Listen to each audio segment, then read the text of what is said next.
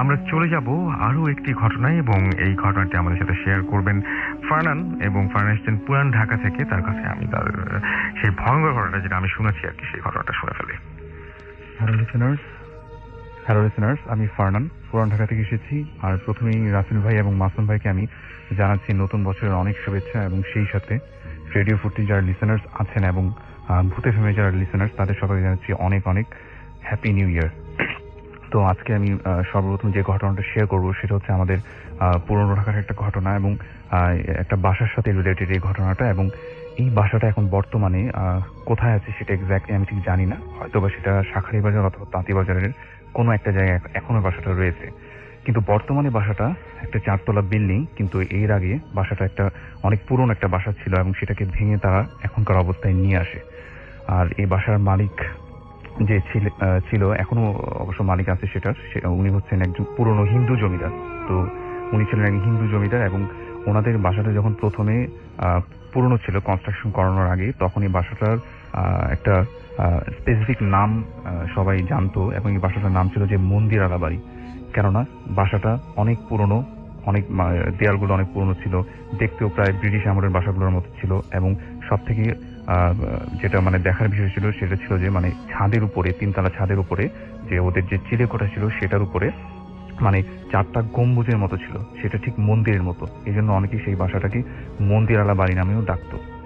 তো সেই বাসাটাকে যখন ভেঙে মানে কনস্ট্রাকশনের জন্য ফাউন্ডেশন দেওয়া হবে, ঠিক তখনই তারা যেটা পায় যে মাটি যখন খোঁড়া হয় ফাউন্ডেশন দেওয়ার জন্য, তখন তারা ওই বাসাটার নিচ থেকে প্রায় 7টা কুয়া পায়।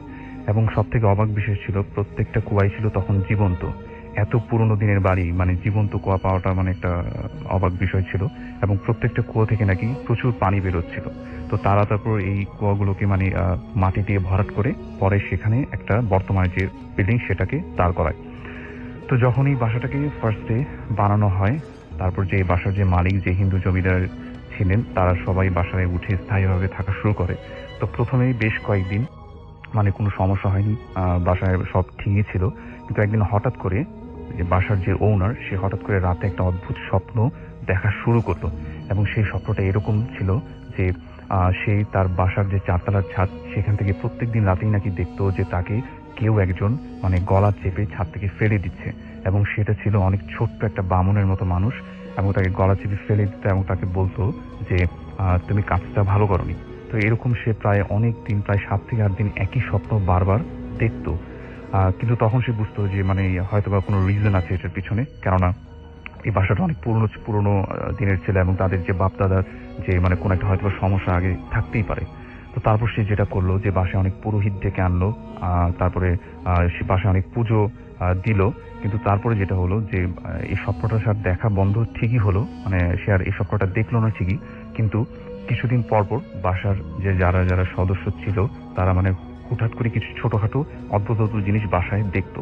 এবং সেটা হচ্ছে যে অনেক সময় ছোট ছোট বাচ্চার কান্নার শব্দ সেই বাসা থেকে শোনা যেত হঠাৎ করে। এবং মাঝে মাঝে কি হয়তো যখন সিঁড়িতে উঠতো পড়ে দিয়ে, তখন দেখতো যে কোন একটা কালো ছায়া এপাশ থেকে ওপাশে চলে গেছে। এরকম অনেক ঘটনাই ভাইয়া মানে ওখানে তখন জানা যায়। ডিয়ার লিসেনার, শুধুমাত্র বাছাই করা ভয়ানক ঘটনা শুনতে ভিডিওটি না টেনে শেষ পর্যন্ত শুনতে থাকুন। আশা করি প্রত্যেকটি ঘটনাই ভালো লাগবে, কেননা প্রত্যেকটা ঘটনাই বাছাই করা ভয়ানক ঘটনা।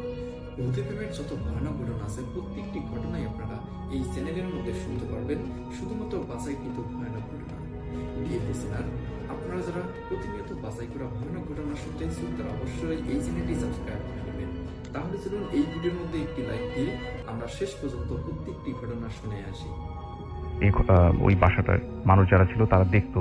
আর সব থেকে বেশি কমন যেটা ছিল, যখন কেউ ওই বাসার রুমগুলোতে একা থাকতো, মানে সম্পূর্ণ একা, যখন লাইট অফ করে ঘুমাতে যেত, একটা অদ্ভুত শব্দ তাদের কানে আসতো, সেটা হচ্ছে কেউ অনেক জোরে জোরে নাক ডাকছে। এরকম অনেক কমন ঘটনাই বাসার যারা যারা থাকে তারা সবাই মোটামুটি ফেস করছে। কিন্তু এখন স্পেসিফিক একটা ঘটনা আমি শেয়ার করবো, সেটা হচ্ছে ওই বাসার 4তলায় একটা খ্রিস্টান ভাড়াটিয়া ওঠে, মানে খ্রিস্টান দম্পতি ওঠে, তারা এই ঘটনাটা ফেস করে। এবং তারা যখন ফার্স্টে ওই বাসায় থাকা শুরু করে, প্রথম তারাও মানে কোনো সমস্যা আসলে কিছু একটা দেখেনি। কিন্তু একদিন রাত্রে নাকি যে হাজবেন্ড ছিল, মানে তার হাজবেন্ড অ্যান্ড ওয়াইফ ওই বাসাটায় রাতে থাকতো, ওই রুমটাতে, 4তলা যে ফ্ল্যাটটাতে সেখানে থাকতো। একদিন রাতে হাজবেন্ডকে সম্পূর্ণ একা সেই বাসাটাতে রাতে থাকতে হয়।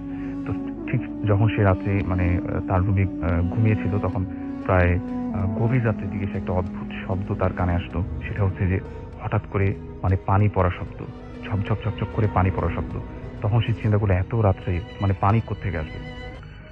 সে ভালো মতো শব্দটাকে শুনলো এবং সে দেখলো যে এটা আসলে বাইরের থেকে না, এটা হচ্ছে তার রুম থেকে আসলে আসতেছে। এবং এই শব্দটা তার পাশের রুম থেকে আসতেছে, সেটা তার বাথরুম থেকে আসতেছে। মনে হচ্ছে কেউ সেই বাথরুমে গোসল করছে। এবং সেই গোসল করাটা এমন যে ভাইয়া যে কেউ যদি মগ থেকে পানি নিয়ে বালতি দিয়ে গোসল করে ঠিক যেরকম শব্দ হবে, ঠিক সেরকম ঝপঝপ করে শব্দ হচ্ছে একটু পরপর। সে তখনও মানে কিছু বুঝতে পারেনি আসলে কি হচ্ছে। সে চিন্তা করে যে আমি পাশের রুমে যেয়ে দেখি, কেননা বাসায় তখন একদম খালি ছিল, তার ওয়াইফও বাসায় ছিল না। এই শব্দ কোত্থেকে আসবে আসলে। সে বাথরুমের সামনে গেল এবং দেখলো যে বাথরুমের গেটটা অর্ধেক ভেড়ানো এবং বাথরুমের লাইটটা তখনও জ্বলছিল। এমনকি সে যখন বাথরুমটা থেকে 2 হাত দূরে, ঠিক তখন তার মনে হচ্ছিল যে বাথরুমের ভিতরে কেউ দিব্যি গোসল করছে। পানির ঝপঝপ শব্দ সে তখনও শুনছিল। কিন্তু যখন সে বাথরুমের গেটটাকে ধাক্কা দিয়ে সরালো, সে দেখলো যে ভিতরে কিচ্ছু নেই এবং ফ্লোরটা সম্পূর্ণ শুকনা। 1 ফোঁটা পানিও সেই ফ্লোরে ছিল না এবং বালতিগুলো সম্পূর্ণ উল্টানো ছিল। তো এটা দেখার পরে সে বেশ ঘাবড়ে গেল। আর এই বাসার কিছু কিছু স্পেসিফিক ঘটনাগুলো সে আগে থেকেই জানতো এবং সে তখন ভয় পাওয়া শুরু করলো যে ব্যাপারটা কি আসলে, এই শব্দ আমি কোত্থেকে পেলাম। সে সাথে সাথে বাথরুমের গেটটা লক করে দিল এবং লাইটটাকে অফ করে তার পাশের রুমে সে ঘুমাতে চলে গেল। সে বেশ কিছুক্ষণ ঘুমালো। ঠিক তার কিছুক্ষণ পরে আবারও একই ধরনের শব্দ আবারও সে শুনতে শুরু করলো, সেই পানির ঝপঝপ শব্দ। এবং মনে হচ্ছে কেউ আবারও সেই বাথরুমে আবারও গোসল করছে। কিন্তু এইবার আর তার সাহস হলো না। সে চিন্তা করলো যে না, এইবার আমি আর পাশের রুমে যেয়ে দেখবো না। আর এখানে আমি আরেকটা কথা বলবো, মানে সেই যে বেডরুমটাতে ঘুমাচ্ছিল সে তার রুমে ওই আমরা যে ডিম লাইট যেটাকে বলি, সেই রকম একটা লাইট জ্বালানো ছিল তার রুমে, মানে ঘুটঘুটে অন্ধকার ছিল না। আর তার যে বেডটা ছিল সেটা হচ্ছে আপনার অনেক উঁচা এবং নিচে যে খালি জায়গা থাকে, মানে বক্স খাট না, এরকম একটা বেডে সে ঘুমাচ্ছিল, মানে নিচে খালি জায়গা। তো সে চিন্তা করলো যে না, এবার আমি আর পাশের রুমে, মানে খাটটা অনেকটা এরকম যে খাটের নিচে ঢোকা যায়। হ্যাঁ রাইট, এরকম পুরান ঢাকায় আমাদের মানে এরকম খাট এখনো রয়েছে। ওকে। তো সে চিন্তা করলো যে না, আমি আর পাশের রুমে যেয়ে দেখবো না। আর সে তার মানে সে সাহসটা হারিয়ে ফেলছিল। সে চিন্তা করলো যে না, আমি একদম আমার বেডরুমের দরজা খুলে একদম নিচে চলে যাব। মানে নিচে গিয়ে কাউকে যদি পাই তখন কাউকে ঘটনাটা শেয়ার করব। মানে একা সে আর থাকতে পারতেছিল না ভয়। তো সে যেটা করলো যে খাট থেকে যখন সে নামতে যাবে তখন সে যেটা দেখলো যে তার খাটের নিচ থেকে 2টা পায়ের পাতা বের হয়ে আসে। এবং সেটা অনেকটা এরকম, যদি খাটের নিচে কোনো একটা লাশকে রেখে দেওয়া হয় এবং সেটা যদি 2টা পায়ের পাতা বের হয়ে থাকে ঠিক যেমন দেখাবে ঠিক সেরকম। আর ওই 2টা পায়ের পাতা এত মোটা ছিল এবং কালো ছিল যে মানে সেটা দেখে প্রচুর ভয় পেয়ে গেল এবং তার মুখ থেকে একটা কথাও বের হচ্ছিল না। সে ডিম লাইটের মৃদু আলোয় এই জিনিসটা দেখার সাথে সাথে বিছানা থেকে নামার সাহস আর পেল না। সে বিছানায় তার একটা কম্বল ছিল, সেই কম্বলটা মানে মুখের উপরে নিয়ে রাখলো যাতে আর কিছু সে দেখতে না পারে। কোনো কিছু যদি আরো ঘটে সে যাতে এগুলো দেখতে না পারে। এবং সে যেটা করলো যে একটু পরে যখন সে কম্বলটা তার মুখ থেকে সরাতে যাবে তখন দেখলো যে সেটা সরানো যাচ্ছে না। মনে হচ্ছে তার উপরে কেউ চেপে বসে আছে, কোনো একটা অশুভ শক্তি তার উপরে চেপে বসে আছে এবং তাকে দম আটকে মেরে ফেলার চেষ্টা করতেছে। তখন সে প্রচুর মানে চেষ্টা করলো নিজেকে ছাড়ানোর, সে কিছুতেই নিজেকে ছাড়াতে পারলো না। সে অনেক মানে যেটা করলো যে অনেক মানে নিজেকে বাঁচানোর চেষ্টা করলো, কিন্তু কোনোভাবেই সে আর মানে রেহাই পেল না। হঠাৎ একটা সময় তার আর কিছু খেয়াল নেই তার সাথে কি হয়েছিল। এবং যখন ভোর হয় ঠিক ভোরের দিকে সে যখন দেখে যে সে তার রুমের মেঝেতে পড়ে আছে এবং তার রুমের যা যা আসবাবপত্র ছিল, বিছানার চাদর, এগুলো সবকিছু মানে এলোমেলো। মনে হচ্ছে রুমটার ভিতরে এসে কেউ মানে সবকিছু তছনছ করে গেছে এরকম মনে হচ্ছে। এবং সবকিছু প্রত্যেকটা জিনিস ভাই মানে ওলট পালট করা ছিল তখন মানে রুমের ভিতরে। মনে হচ্ছে কেউ মানে এই রুমে থাকাটা মানে কেউ পছন্দ করতেছে না, এরকম কিছু একটা। এর পরদিন সেই বাসার মালিককে এই ঘটনাটা জানায় এবং সেইখান থেকে মানে তার মানে যা যা ছিল সেখান থেকে মানে সে আর থাকে নাই, সে বাসাটা আর ভাড়া থাকে না এবং সেখান থেকে সে চলে যায়। এই ঘটনাটা আমাকে ওই শাঁখারী বাজারের এক পরিচিত এক লোক আমাকে শেয়ার করে, তো ওই ঘটনাটা আমি শেয়ার করলাম। অনেক ধন্যবাদ ফারহান। আমরা এখন আবার আমরা নেক্সট ঘটনায় চলে যাব এবং এই মুহূর্তে আমাদের সঙ্গে জয়েন করছেন বাবু ভাই। তিনি তার জীবনের ঘটনাগুলো বলবেন এবং আমরা সরাসরি চলে যাচ্ছি তার কাছে। Thank you, Russell bhai, and happy new year to everyone, all the listeners. আজকে যে ঘটনাটা বলবো সেটা হচ্ছে আমার এক ফ্রেন্ড, ওনার নামটা সঙ্গত কারণে বলতে যাচ্ছি না। ওনার বাসা হচ্ছে মিরপুর পাইকপাড়ায়। এবং ওনার বাসায় ঘটে যাওয়া কিছু ঘটনা এবং বাসা নিয়ে আর কি। তো ওনার বাসাটা হচ্ছে মিরপুর পাইকপাড়ায়। এটা বেশ পুরনো বাসা বলা চলে, প্রায় 40 ইয়ার্স এর কাছাকাছি আর কি বাসার বয়স। তো বাসাটা প্রথম দিকে এটা কোনো হন্টেড কোনো ঘটনা ছিল না, এটা নর্মালি ছিল। তো ওনারা ওই বাসার মধ্যে একটা গাছ লাগান। তো গাছ লাগানোর পরে মানে গাছটা সম্ভবত কামরাঙা গাছ হয়তো, হ্যাঁ, এই গাছটা লাগানোর পর গাছটা বড় হওয়ার পর থেকে যত ভৌতিক জিনিসপত্র শুরু হয় বাসায়, মানে সামথিং লাইক স্পুকি টাইপের কিছু ঘটনা ঘটে। তো এর মধ্যে বাসাটার প্রথম ঘটনাটা যেটা বলি, ওনার চাচা ওই বাসায় থাকতো এক সময়। তো চাচা প্রায় রাতে একটা জিনিস ফিল করতো, একটা রুম ছিল, রুমটার মধ্যে শোয়ার পরে আর জিনিসটা আমাদের মাসুম ভাই মাঝে মাঝে ফিল করে স্টুডিওতে, যে উনার বুকের উপরে মনে হতো হঠাৎ মানে ভারী কোনো মানুষ, মানে লোমশ কোনো মানুষ এসে ওনার বুকে উঠে বসতো এবং ওনার হাত পা টেনে ধরতো। হ্যাঁ, এটা তো অনেকে আবার ওই যে বোবা ধরা বলে, কিন্তু আমি অনেকে শুনেছি ঠিক জিনিসটা এমনও নাকি না। না, এবং ওই চাচা উনি সব জ্ঞানে থাকতেন। উনি যখনই ওনার বুকে, এবং উনি মানে স্পেসিফিকলি বর্ণনা করছে যে যে উঠে বসতো সে বেশ বড় টাইপের একজন মানুষ, লোমশ টাইপের, এবং ওনার বুকে উঠে পড়ে ওনার হাত পা টেনে ধরে রাখতেন। উনি একটু নড়তে পারতো না, শব্দ করতো, এবং মানে প্রচন্ড উনি গড় গড় করে শব্দ করতো, বাট নড়তে পারতো না। এনিওয়েজ, তো উনি তখন শেষ পর্যন্ত বিরক্ত হয়ে যেটা করে, আপনার কাজের মানুষ যারা আছে বাসার, এরকম দুটো কাজের মানুষকে বলতো, তোমরা আমার বাসার আমার রুমের বাইরে থাকবা, আমার যদি এরকম ফিল হয় তোমরা যখন গোঙানি শুনবা তখন এসে আমাকে ঘুম থেকে উঠাবা। এবং কাজের মানুষ এরকম কয়েকবার করছে কাজটা। সেটা করার পরে দেখা যাচ্ছে যে একদিন উনি ভয়ঙ্কর কিছু ওনার সাথে ঘটে। ওই দিন উনি একলা ছিল ওই বাসায়, এবং এই ঘটনা পর থেকে উনি বাসা থেকে চলে যায়, এবং ওই বাসায় উনি আর কখনই আসে না। এখনো নাকি দেখা করতে আসলে দূর থেকে আসে, 1 ব্লক দূরে গাড়ি রেখে উনি ওখানেই ডাকে, ওখানে কথা বলতে ওখান থেকে চলে যায়, বাসায় আর ঢোকে না। তো বুঝতে পারছেন, একজন বয়স্ক মানুষ, তিনি বাসায় আর ঢোকে না। So there is something very bad spooky happen to him, যেটা উনি কারোর সাথে আলোচনাও করে না এখন। তো যেটা হয়, একদিন ওই বাসায় আমাদের ফ্রেন্ড বিয়ে করেন, ভাবি দেশের বাইরে থাকেন। তো ভাবি যখন বাসায় আসেন, একদিন রাতে ওনারা ছাদে যান সন্ধ্যার সময়। ছাদে কিছুক্ষণ সময় কাটায় গল্প করে, যখন সন্ধ্যা হয়ে আসতেছে তো এই সময় বাসায় নামে। তো যখন নেমে আসছে ওনারা দুজন, তো মনে হচ্ছে যে ওনাদের মাঝখান থেকে একটা বাতাসের মতো কিছু একটা প্যাস করে গেছে। তো এটা প্যাস করে যাওয়ার পর ওনার ভাবির কাছে একটু স্পুকি লাগে ব্যাপারটা, মানে কেমন যেন লাগে ওনার কাছে, মানে গা শিরশিরানি একটা ব্যাপার। তো ওনারা যখন নেমে আসে, সিঁড়ির গোড়ায় দেখা হয় ওনার এক চাচার সাথে। তো তিনি বলেন যে, তোমরা উপর থেকে আসছো, তুমি দাঁড়াও। উনি খুব পরেশগার টাইপের মানুষ। উনি যেটা করে, ভাবির কপালে হাত দিয়ে দোয়া করে একটা ফু দেয়। তো ফু দেওয়ার পরে উনি বলে যে, কি ছিল, আপনি কেন, এটা কি হলো, ফু দিলেন কেন, কি ব্যাপার? তো বলে যে, মা, তোমার সাথে একটা অশরীরী জিনিস চলে আসছিল উপর থেকে, তো এরকম সন্ধ্যার সময় যাবা না সাথে বলে উনি তারপর বলে, যাও, এখন যাও বাসায়। তো উনি অ্যাপার্টমেন্টে আসে। তো ওই দিন গভীর রাত, ওই ফ্রেন্ড উনি কাজ করছেন পিসিতে, রাতে ভাবি শুয়ে আছেন বিছানায়, ঘুমাই গেছেন। তো এরকম সময় হঠাৎ করে ভাবি মানে ওনার নাম ধরে আস্তে আস্তে ডাকতেছে। ডাকটা অদ্ভুত টাইপের, হ্যাঁ, যে যেমন ধরলাম ওনার নাম, ধরেন যে কোনো একটা এক্স ধরলাম আর কি, আস্তে আস্তে ওনার নাম ধরে ডাকছেন। তো নাম ধরে যখন ডাকছেন তখন উনি আস্তে আস্তে বলতেছে, কি ব্যাপার, ডাকতেছো কেন? তো কোনো রেসপন্স নাই।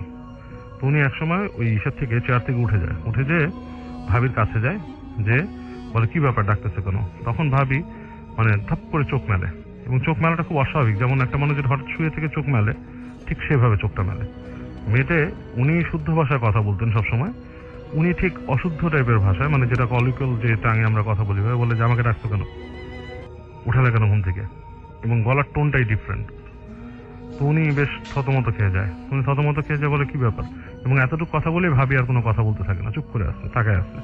তো উনি তখন ভাবিকে জোরে ধাক্কা দেয়। তো জোরে যখন ধাক্কা দেয় তখন মনে হয় তার ঘুমটা দ্বিতীয়বার ভাঙলো। ধর্ম করে উঠে বসে চিৎকার চিল্লাচিল্লি করে যে, আমি এতক্ষণ এমন একটা জগতে ছিলাম অন্যরকম, আমি তোমাকে ডাকতেছি, তুমি শুনতেছো না, চিৎকার করে ডাকতেছিলাম তোমাকে। তখন উনি বলে, না, এরকম তো কিছু হয়নি, তুমি আসতে একবার ডাকছো। যাক, রাতটা অনেকক্ষণ ওনারা কাটিয়ে দেয় ওইভাবে আর কি, জেগে থেকে। তো ভাবি তো পরে ওখান থেকে চলে যায়, কিন্তু ওই বাসায় আরো ঘটনা ঘটে। ওই বাসাটাতে ওনার এক ফ্রেন্ড, ওই বাসায় এই ধরনের ঘটনা যেহেতু ঘটে, এবং অনেক সময় অনেক শব্দ শুনে, এটা শুনে, তো ওনার এক ফ্রেন্ডকে উনি এই ঘটনাগুলো বলতো, যে আমাদের বাসা, ফ্রেন্ড মানে অনেকের সাথে আলাপ করতো, আমাদের সাথে আলাপ করতো। তো তো বললো যে এরকম আমার বাসায় এরকম এরকম ঘটে সেই একটা ফ্রেন্ড একদিন বলছে তোর বাসায় কি আছে সব ফালতু এসব জিনিসের কোনো বেল নাই, হ্যাঁ আমি এগুলা কেয়ার করি না, ভয় পাই না, যাবো তোর বাসায়। তো একদিন ওই ফ্রেন্ড আসছে বাসায় দিনের বেলা, তখন এসে বাসায় ঢুকছে, ঢোকার পরে ওনার যে রুমটা ওনার অ্যাপার্টমেন্টটা উনি ওখানে একাই থাকেন আর কি। তো ওখানে ঢুকছে, ঢুকে বসে ল্যাপটপে কাজ করতেছে ফ্রেন্ডটা। তার ওই বাসায় ঢোকার সময় নাকি ফ্রেন্ডটা বলছিল যে এই বাসায় কি আছে, জিন আছে না কি আছে, আমি এগুলো দেখতে চাই, তোরা পারলে আমার কিছু করিস, এরকম কিছু কথা বলে ফ্রেন্ডটা ঢুকছিল। তো ঢুকে ল্যাপটপে কাজ করতেছে বসে বসে। তো এই সময় হঠাৎ করে সে শোনে আর কি, এটা হচ্ছে পরে ফ্রেন্ডের কাছ থেকে শোনা ঘটনাগুলো, কিন্তু ফ্রেন্ডটা শুনে যে জানলার মধ্যে কেউ টোকা দিচ্ছে, টক টক টক টক করে একটু টোকা দিচ্ছে, আর বলতেছে আমাকে ভেতরে ঢুকতে দাও, একটা মেয়ের গলা। তো এটা যখন শুনছে, শোনার পরে সে করছে কি একটু চিন্তায় পড়ছে যে কে এখানে, এবং জানালা যেখান থেকে টোকা মারতেছে ওই জায়গাটা রাসেল ভাই একটা মানে ফাঁকা জায়গা, দুই পাশে আপনার ব্যারিকেড দেওয়া, তালা মারা আর কি, গ্রিল দিয়ে আটকানো, ওখানে যাওয়ার কোনো উপায় নেই আর কি, কোনো মানুষ নর্মালি ঢুকতে পারবে না তালা না খুলে। তো এটা শুনে সে একটু চিন্তা পড়লো, জানলার কাছে যে দেখে কেউ নাই। তো সে তারপর করলো কি, হেঁটে গেল, যে আমার ওই যে ফ্রেন্ড ওনাকে ডাকলো, দেখে বললো যে এই তোর বাসায় আমি আসছি, এখান থেকে আমি শুনতেছি কে যে জানলা নক করে বলছে সঙ্গে ঢুকতে একটা মেয়ের গলা। আমার ফ্রেন্ড বলছে ফাইজলামি করছে নাকি, চল। সে আবার আসছে, এসে উনি জানলাটা খুলছে, জানলাটা খুলে বাইরে যখন তাকাইছে কেউ নাই, পুরো জায়গাটা ফাঁকা, তালা মারা, ওখানে ঢোকারও কোনো অপশন নাই। তো বলতেছে যে এখানে কোনো অপশন নাই, কে ঢুকছে বলে সে বলতেছে এরকম জানলার দিক বাইরে তাকায়, কে ঢুকলো এসে। হঠাৎ করে সে পিছনে ফিরে তাকায়, দেখে একটা আয়না ছিল, ওনার ফ্রেন্ড চেয়ারে বসা, আয়নাটার দিকে তাকায় আছে, এবং তার শরীরটা ফ্রিজ হয়ে গেছে, লাইক লকড। মানে একটা মানুষ যখন লকড হয়ে যায় না, ধরেন অনেক সময় মানুষ দেখা যাচ্ছে পুরো মানে শরীর শক্ত হয়ে গেছে, একটা পজিশনে লকড। তো উনি তাকে বলে যে এরকম কেন, কোনো ফাজলামি করতেছে, কিছু করতেছে। তো উনি আসে, এসে করে কি ওকে ধাক্কা দেয়, ধাক্কা দিয়ে বলে দেখে, ধাক্কা দিয়ে নড়াচড়ার কোনো খবরই নেই। আর ফ্রেন্ডটা ছিল খুব লিন অ্যান্ড থিন, খুব হালকা পাতলা গঠনের, মানে ধাক্কা দিলে, এবং আমার যে ফ্রেন্ডের কথা বলতেছি উনি বিশাল, ওনার আকৃতি বিশাল, he is above 6 feet tall, 6 ফিটের উপরে উনি লম্বা এবং বেশ স্বাস্থ্যবান। তো উনি যখন ধাক্কা দিচ্ছে বন্ধুর কিন্তু সরে যাওয়ার কথা, তো বন্ধু দেখছে নড়তেছে, ওনার শরীর এত স্টিফ। তখন উনি করে কি, তাকে একটা লাথি দেয় জোরে, লাথি দেওয়ার পরেও দেখে যে সে নড়তেছেই না। তখন উনি কি করে, ওনার চাচাকে ডেকে নিয়ে আসে ঘর থেকে, আরেক ফ্ল্যাট থেকে, যায় আসো ও এরকম ব্যবস্থা, কি ব্যাপার।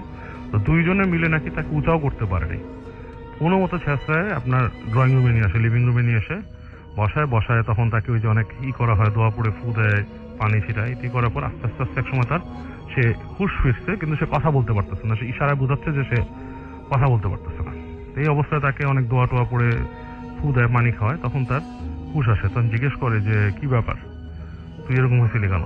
তখন নাকি সে বলে যখন ওই ফ্রেন্ডটা দরজা খুলছে আর কি, জানলাটা খুলে যখন কথা বলতেছে, এই সময় সে পাশের আয়না দিয়ে দেখে একটা মেয়েটা এসে তার দিকে তাকায়, হাসে, এবং মানে সামহাও তার কাছে এসে তার ভেতরে ঢুকে যায় আর কি, এবং সে ওখানে ওরকম ভাবে ফ্রস্টের মতো হয়ে যায়। হ্যাঁ, এবং সে প্রচন্ড ভয় পেয়েছে, এরপর থেকে সে ওই বাসায় আর আসে না। এরপর ওই বাসার লাস্ট ঘটনা যেটা শুনলাম, which was like 2 to 3 days ago, 2 দিন বা 3 দিন আগে, এই নতুন বছরই সম্ভবত, ওই ফ্রেন্ডের কাজিন ওনার বাসায় আছে, আর বোনরা আছে আর একটা রুমে শুয়ে আছে ওখানে।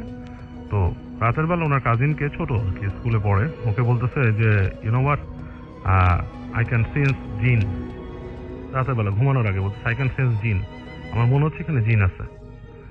এটা বলার সাথে সাথে তো কাজিন বলতেছে তা তুমি দুষ্টুমি করতেছো। হ্যাঁ, এটা বলার সাথে সাথে দেখে তার রুমের মধ্যে দরজায় টপ টপ করে নক করছে দুইটা, এবং দুইটা নক যখন করছে তখন তারা কি করছে, আস্তে করে উঠছে, বিছানার থেকে উঠে হেঁটে গেছে, উনি গেছে, আমার ফ্রেন্ডটা গেছে, উনি যে দরজা খুলছে দেখে করিডোর ফাঁকা, কেউ নেই করিডোরে।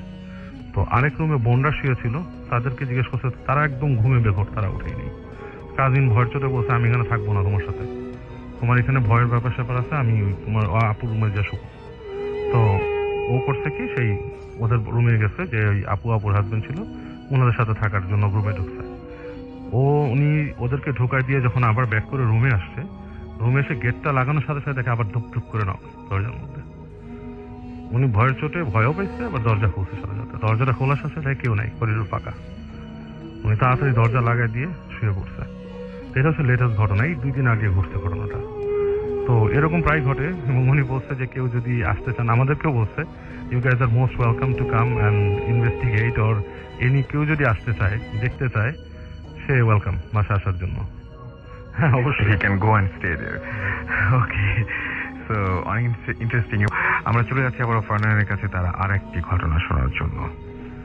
তো আমি এখন যে ঘটনাটা শেয়ার করব সেটা আসলে আমাদের পুরনো ঢাকার একটা ঘটনা, এবং এই ঘটনাটা আমাকে শেয়ার করে রাহি ভাই, যার বাসা হচ্ছে সূত্রাপুর। তো ওনাদের এলাকায় একটা ঘটনা, এবং এটা হচ্ছে একটা স্পেসিফিক্যালি একটা বাসার সাথে জড়িত, এবং এই বাসাটার মালিক হচ্ছিল এক ভারতীয় বংশোদ্ভূত হিন্দু জমিদার। তো এই বাসাটা সে একসময় এক মুসলিম ভদ্রলোকের কাছে সেল করে ভারতে চলে যায় সম্পূর্ণ ফ্যামিলি নিয়ে। ওই মুসলিম ভদ্রলোক যখন এই বাসাটাকে প্রথমে কেনে, তো উনি যেটা একটা অদ্ভুত জিনিস স্টোর রুমের দিকে মানে লক্ষ্য করে, যে স্টোর রুমের যে ফ্লোরটা সেখানে অনেক বড় একটা গর্ত, এবং সেটা মোটামুটি একটা অনেক মানে গভীর একটা গর্তের মতো। তো এই গর্তটাকে আশেপাশের প্রতিবেশী যে লোকজন তারা অনেকে বলতো যে এটা একটা সুড়ঙ্গের মতো। তো এরকম সে ওই যখন বাসাটা নতুন কিনে তখন অনেক কিছুই চেষ্টা করে যে ভিতরে কি আছে দেখার জন্য, কিন্তু সে মানে এটার কোনো সলিউশন পায় না, অনেক কিছু চেষ্টা করার পরেও কিছু পাওয়া যায় না। তো তারপর তারা যেটা করে যে মানে গর্তটাকে একটা কাঠের তক্তা দিয়ে খুব ভালো মতো বন্ধ করে দেয়। আর যখন সে নতুন এই বাসাটা কিনে, ওই প্রতিবেশী লোকজন বলতো যে বাসাটা একটা অভিশপ্ত বাসা, কেননা এখানকার আগের যারা মালিক ছিল তারা নাকি অনেক মানে খুনটুন করে মানে লাশ এই গর্তটার ভিতর ফেলে দিত। এরকম অনেক ঘটনাই সেই বাসাটা কেনার পরে আশেপাশের প্রতিবেশীর কাছ থেকে শুনতে পায়। কিন্তু এখন কি আর করার, বাসা যেহেতু কিনেই ফেলছে এখানেই থাকতে হবে। আর সে ছিল এক ব্যবসায়ী ছিল, এবং সে শ্যামবাজারে চালের ব্যবসা করত। তো যেটা দেখা যেত যে তার বাসার যে স্টোর রুমটা, যে স্টোর রুমটাতে একটা গর্ত পাওয়া যায়, সেই স্টোর রুমটাকে তারা গুদাম ঘর হিসেবে ইউজ করতো। এবং প্রত্যেক দিনই দেখা যেত যে চালের বস্তা সেই গুদাম ঘরে জমা রাখা হতো, এবং একসময় আবার সেটা দোকানে নিয়ে যাওয়া হতো। তো প্রায় সারাদিনই ওই গুদাম ঘরটা প্রায় খোলা থাকতো, স্টোর রুমটা প্রায় সারাদিনই খোলা থাকতো। তো তারপর যেটা হয় যে এক বুড়ো চাচাকে মানে কেয়ারটেকার মানে রাখে তারা ওই বাসায়, এবং তার কাজ ছিল যে প্রত্যেকদিন রাতে যখন সব কাজ শেষ হয়ে যাবে তখন ওই স্টোর রুমটাকে ভালো মতো ফ্রেশ করে দেয়, এবং বাসার স্টোর রুমটার আগে অনেক বড় একটা করিডোরের মতো জায়গা ছিল, সেই জায়গাটাকে খুব ভালো মতো পরিষ্কার করে দেয়। তো এই কাজই সেখানে সে করতো, এবং সে একতলায় ওই স্টোর রুমের পাশে 2-3টা ছোট ছোট রুম ছিল, সেখানেই থাকতো, এবং আরো কয়েকটা রুম প্রায় খালিই পড়ে থাকতো, কেউ থাকতো না সেখানে। তো একদিন রাত্রে সে তার কাজ শেষ করে স্টোর রুমটাকে ভালো মতো লক করে তার রুমে ঘুমাতে গেছে। তো গভীর রাত্রের দিকে তার কানে একটা শব্দ আসলো, সেটা হচ্ছে হঠাৎ করে মনে হচ্ছে কেউ যেন গেট নক করছে, এবং সেটা গেট নক করছে ওই স্টোর রুমের ভেতর থেকে। মনে হচ্ছে যে স্টোর রুমটাতে একটা গর্ত ছিল, ওই স্টোর রুমটা থেকে মনে হচ্ছে ভেতর থেকে কেউ অনেক জোরে জোরে গেট নক করছে। এবং এটা শোনার পরে তার ঘুম ভেঙে গেল, এবং সে ভয় পাওয়া শুরু করলো যে কি ব্যাপার, স্টোর রুমটাকে সে একটু আগে তালা মানে লক করে আসছিল, কিন্তু হঠাৎ করে সেটার ভিতরে আবার কে থেকে যাবে, মানে সেখান থেকে কেই বা গেট নক করবে। খুব আনইউজুয়াল একটা বিষয় ছিল।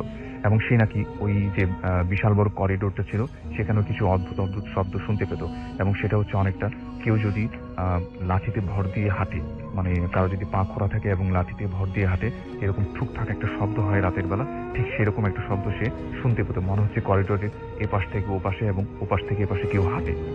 তো এইগুলো মানে সে মানে শুনতো এবং প্রচুর ভয় পেত, এবং এই বাসার আগের যে ইতিহাস সেটাও তার জানা ছিল, মানে এরকম আশেপাশের লোক থেকে শুনে সে মানে জানতো যে বিষয়গুলো।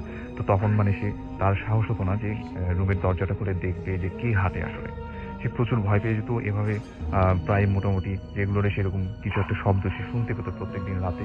এবং সে একদিন চিন্তা করলো যে না, এই ঘটনাগুলো বাসার যে মালিক সেই মালিককে বলে দিবে। এবং সে মালিককে বলল, কিন্তু বাসার মালিক তার কোনো কথাই বিশ্বাস করলো না। সে বললো যে তুমি বুড়ো হয়ে গেছো, মানে উল্টাপাল্টা শুনেছো, এগুলো আমার ঠিক না আসলে, মানে এরকম কিছু হচ্ছে না আসলে। তো তার কথা কেউই বিশ্বাস করতো না। এভাবে আরো কয়েকদিন কেটে গেল, এবং তারপরে একদিন রাত্রে সে তার কাজ শেষ করে মানে স্টোর রুমে ভালো মতো লক করে সবকিছু মানে পরিষ্কার করে করিডোরটাকে ভালো মতো ঝাড়ু দিয়ে তার রুমে ঘুমাচ্ছে। ঠিক গভীর রাত্রের দিকে আবারও সেই মানে গেট নক করার শব্দ, কিন্তু আজকে গেট নকটা স্টোর রুম থেকে হচ্ছে না, আজকে শব্দটা শোনা যাচ্ছে তার রুমে কে যেন এসে গেট নক করছে। এবং সেটা কয়েকবার নক করার পরে তার নাম ধরে কে যেন একবার একটা পুরুষ কণ্ঠে ডেকে, তারপর একদম নিশ্চুপ, আর কিছু শোনা যাচ্ছে না। তখন তার ঘুম ভেঙে যায়, এবং সে মনে করে হয়তোবা দোতলায় বাসার যে মালিক থাকেন ফ্যামিলি নিয়ে, হয়তোবা হয়তোবা তাকে নক করে ডেকেছে কোনো একটা কাজের জন্য। সে যেটা করে যে রুমের দরজাটা খোলে, এবং সে যেটা দেখে যে সম্পূর্ণ করিডোরটা একদম খালি, কোনো মানুষ নেই, কিচ্ছু নেই, কিন্তু একটু আগে সে কে যেন তাকে ডেকে গেছে। সে যখনই রুমের ভিতরে ঢুকবে এবং দরজাটা লাগিয়ে দিবে, সে তার চোখে পড়লো করিডোরটার আরেকটা প্রান্তে কে যেন দাঁড়িয়ে আছে। মানে দূরে অন্ধকারে সে ঠিক মতো অস্পষ্টভাবে একটা মানুষের প্রতিচ্ছবি দেখতে পেলো এবং সে অনেক ডাকাডাকি শুরু করলো যে আপনি কে আসলে, মানে কাকে চান, কিন্তু সেটা কোনো অ্যান্সারই দিল না। সে সাথে সাথে ওই যে ছায়ামূর্তিটার দিকে মানে হাঁটা শুরু করলো এবং একটা সময় সে দেখলো যে এটা আসলে কোনো পুরুষ না, এটা হচ্ছে একটা বৃদ্ধা মহিলার মতো, এবং সেটা হচ্ছে যে একটা শাড়ি পরা ছিল এবং ছোট, মানে অনেক বেটে গরমে একটা বৃদ্ধা মহিলা অনেক খুঁড়িয়ে খুঁড়িয়ে হাঁটছে এবং তার হাতে একটা লাঠির মতো শব্দ। এবং সে তখন এটা দেখার সাথে সাথে তার মনে পড়ে গেলো গত রাতের কথাগুলো, কিছুদিন আগে যে ঠুকঠাক শব্দ সে শুনতে পেত, ঠিক সেই কথাটা মনে পড়ে গেল। সে বুঝলো যে মানে উনি এই জিনিসটাই হয়তো বা মানে আগে শুনতো, এই ঘটনাটাই আগে শুনতো। এবং সে যেটা করলো, সে সাথে সাথে মানে পালিয়ে দেখার চেষ্টা করলো যে ওটা আসলে কোথায় যায়, এবং ওটার চেহারা সে কিছুই দেখলো না। দেখলো যে ওটা দিক দিয়ে হেঁটে সেই স্টোর রুমের দিকে যাচ্ছে এবং স্টোর রুমের দরজাটা খুলে সেই স্টোর রুমটার ভিতরে ঢুকে গেল। সে সাথে সাথে মানে ভয় পেল এবং প্রচন্ড জোরে তার রুমের দিকে চলে আসলো, এবং তার বুঝতে ভুল হলো না এটা আসলে কোনো মানুষ না। এবং সে তখন ভাবলো এটা কিভাবে সম্ভব, স্টোর রুমের তালা তখনও লাগানো ছিল এবং স্টোর রুমের চাবিটা তার কাছে ছিল, এটা কোনোভাবেই সম্ভব না যে স্টোর রুমের দরজাটা খুলে সেটার ভিতরে ঢুকে যাওয়াটা। তো তারপরে এই ঘটনাটা সে তার বাসার যে ওনার তার সাথে শেয়ার করলো। তারপরে একই কথা হলো, তার কথা কেউ আর বিশ্বাস করলো না। তারা সবাই বলে যে তুমি হয়তো ভুল দেখেছো রাতের বেলা, এবং তোমার এইসব ঘটনা শুনে বাসার ছেলেমেয়েরা প্রচন্ড ভয় পায়, তোমাকে আর কাজে রাখা যাবে না, এরকম অনেক কথাই বললো। তারপর ওই কেয়ারটেকার মানে যেটা চিন্তা করলো আসলে এই বাসায় কাজ করা যাবে না, কারণ এই বাসায় অনেক প্রবলেম সে মানে নিজের চোখেই দেখেছে। তারপর যেটা করলো যে সে মানে চিন্তা করলো যে কয়েকদিন পরে কাজটা ছেড়ে দিবে। তার 2 থেকে 3 দিন পরের ঘটনা, এবং এটা হচ্ছে সেই দিন রাত্রে ওই কেয়ারটেকার প্রচন্ড অসুস্থ ছিল এবং সে যেটা করলো যে সবকিছু মানে কাজ শেষ করে যখন সে মানে ঘুমাতে যাবে, স্টোর রুমটাকে লক করে সে স্টোর রুমটাকে লক করতে ভুলে গেল এবং সে ওটাকে খোলা রেখে তার রুমে ঘুমাতে চলে গেল। ঠিক একইভাবে গভীর রাত্রের দিকে আবারও একই ধরনের ঠুকঠাক শব্দ সে শুনতে পেল। কে যেন তার মানে রুমে এসে মানে নক করলো এবং নক করে আবার কিছুক্ষণ চুপ হয়ে গেল। কিন্তু সে চিন্তা করলো যে না, আজকে সে এটা বের করেই ছাড়বে, আসলে কে মানে গেটটা নক করে যায়। সে সাথে সাথে রুমের দরজা খুললো এবং দেখলো যে বাইরে করিডোরে কেউ নেই। দূরে সে স্টোর রুমটা দেখা যাচ্ছে এবং স্টোর রুমটার দরজা সম্পূর্ণ খোলা। তখন তার মনে পড়ে গেল স্টোর রুমটাতে মানে তালা লাগাতে সে আজকে ভুলে গেছে। সে সাথে সাথে চাবি এবং তালাটা নিয়ে স্টোর রুমটার দিকে হাঁটা শুরু করলো, এবং সে যখন স্টোর রুমটার দিকে একদম সম্পূর্ণ এসে পড়লো, সে দেখলো যে ঠিক সেই গর্তটা কাঠের তক্তা দিয়ে বন্ধ করে দেওয়া হয়েছিল, ঠিক সেখানে একজন সেই বৃদ্ধ মহিলাটা বসে আছে। সে সাথে সাথে জিজ্ঞেস করলো যে আপনি কে এবং মানে কাকে চান। তখন সেটা মানে কোনো কথাই তার সাথে বলে না এবং সেটা পেছনেও ঘুরে না। তখন সে যেটা করলো যে সামনে গিয়ে ওই জিনিসটাকে ধরলো। সে এটা ধরার সাথে সাথে যেটা ফিল করলো যে প্রচন্ড ঠান্ডা, মনে হচ্ছে কোনো একটা বরফ সে টাচ করলো। সাথে সাথে সে বুঝলো যে এটা আসলে কোনো মানুষ না, সে আবারও হয়তো মানে কোনো একটা সমস্যায় পড়ে যাবে এখন। সে সাথে সাথে সেখান থেকে যখনই পালাবে, সে দেখলো যে ওটার দিক দিয়ে তার দিকে ঘুরে তাকালো, এবং ওটা যখন তাকালো সে যেটা দেখলো যে ওটার কোনো বৃদ্ধ মহিলা না। পিছন থেকেই দেখে মনে হচ্ছিল যে এটা কোনো বৃদ্ধ মহিলা হবে, সাদা শাড়ি পরা ছিল যেহেতু, কিন্তু ওটা কোনো বৃদ্ধ মহিলা ছিল না। ওটা সম্পূর্ণ চেহারা বার্ন ছিল, মনে হচ্ছে সারা শরীর পুড়ে গেছে এরকম কিছু একটা অবয়ব, এবং ওটার মানে নাক ঠোঁট কিছুই দেখা যাচ্ছিল না, শুধু দুটো সাদা সাদা চোখ সে দেখতে পেলো। তখন সে সেখান থেকে দৌড়ে পালানোর চেষ্টা করলো। সাথে সাথে সে অদ্ভুত জিনিসটা তার গলা চেপে ধরলো, এবং এরপরে আর তার সাথে কি হয় সে কিছুই জানে না। এরপর দিন সকালবেলা ওই কেয়ারটেকারকে বাসার যারা সদস্য ছিল তারা অনেক খোঁজাখুঁজি করে, তাকে কোথাও পাওয়া যায় না। শেষ পর্যন্ত ওই স্টোর রুমের তালা ভেঙে যখন ভিতরে ঢুকে স্টোর রুমের ভিতরে, তখন দেখে যে সে মানে অজ্ঞান অবস্থায় পড়ে আছে এবং তার সমস্ত শরীরে লাল লাল মানে আঁচড়ের দাগ মানে, এবং মনে হচ্ছে কেউ ধারালো নখ দিয়ে তাকে আঁচড় দিয়েছে। এবং পরে এই ঘটনাটি সে সবার সাথে শেয়ার করে, এবং যেটা অদ্ভুত বিষয় ছিল যে ওই কেয়ারটেকারটাকে স্টোর রুমের ভিতরে তালা লাগানো অবস্থায় পাওয়া যায়। এবং অদ্ভুত বিষয় সেটা হচ্ছে যে এই তালাটা আসলে কে লাগালো তাকে বাইরের দিক থেকে। তো এই ছিল ঘটনা আমার। থ্যাংক ইউ, অনেক ধন্যবাদ স্যার। এবং কোনো কথা না বাড়িয়ে আমি চলে যাচ্ছি সরাসরি আমাদের অতিথির কাছে।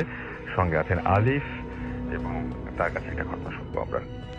আসসালামু আলাইকুম লিসেনার্স, চিত্রা সেনকে শ্রদ্ধা জানিয়ে শুরু করছি আজকের ঘটনাগুলো। আমার ঘটনাটি যেটা এখন শেয়ার করব সেটি বাংলাদেশের বাইরের ঘটনা, ইন্দোনেশিয়ার জাকার্তার একটি ঘটনা শেয়ার করছি আজকে। তো আমার পরিচিত এক ছোট ভাইয়ের ঘটনা। তো ওর বাবা জাকার্তাতে অনেক দিন ধরেই থাকে। তো 2009 শেষের দিকে ও ইন্দোনেশিয়া চলে যায়। তো ইন্দোনেশিয়া যাবার পর তো অ্যাকচুয়ালি ওদের ওখানে দুটো সুপার মার্ট আছে, একটা ওর বাবা চালাতো, একটা ও চালাতো। তো ওর রেসপন্সিবিলিটি ছিল বেরিতো নামে একটি জায়গা, সেখানে একটি দোকান তাকে চালাতে হতো। তো ভালো, অনেক বড় সুপার শপ, সবকিছুই পাওয়া যায়। তো ওর রেসপন্সিবিলিটি ছিল যে প্রতিদিন সকালবেলা ও দোকানটা খুলবে এবং রাতে বন্ধ করে বের হবে। তো ওর বাবা আরেকটি চালাতো। তো ঠিক 9টার দিকে ওকে দোকান খুলতে হতো, প্রতিদিনই দোকান খুলতো সে। তো যখন অ্যাডজাস্ট হয়ে গেল ওর পুরোই রেসপন্সিবিলিটি দিয়ে দেওয়া হলো। তো 9টার দিকে মানে ঘটনা অনেকদিন ধরেই ঘটতো এরকম, কিন্তু ওর খেয়াল পড়ে হচ্ছে আপনার 2011 সালের লাস্টের দিকে। তো হঠাৎ করে দেখলো যে একজন লোক ওর দোকানে আসলো, এবং লোকটির ধরন এবং গঠন ঠিক এরকম যে মানে টুপি পরা, উনি মানে নামাজি একজন মানুষ, হাতে তাসবি। সে পুরো দোকানটা ঘুরছে, ঘুরে লাস্ট মোমেন্টে ওকে ফু দিয়ে দোকান থেকে বেরিয়ে যাচ্ছে। তো এরকম প্রথম দিন ওর কাছে তেমন একটি মানে অ্যাবনর্মাল কিছু লাগেনি। পরের দিন যখন ঠিক একই ঘটনাটি ঘটলো, তো তখন ওর কাছে জিনিসটা একটু ডিফারেন্ট ভাবে মানে ও ডিফারেন্ট ভাবে নিল, কিন্তু ও কখনো জানার চেষ্টাও করেনি এবং জানতেও চায়নি যে ওকে কেন ওর দোকানে এরকম কেন ঘুরছে এবং লাস্ট মোমেন্টে কেন ওকে ফু দিয়ে চলে যাচ্ছে।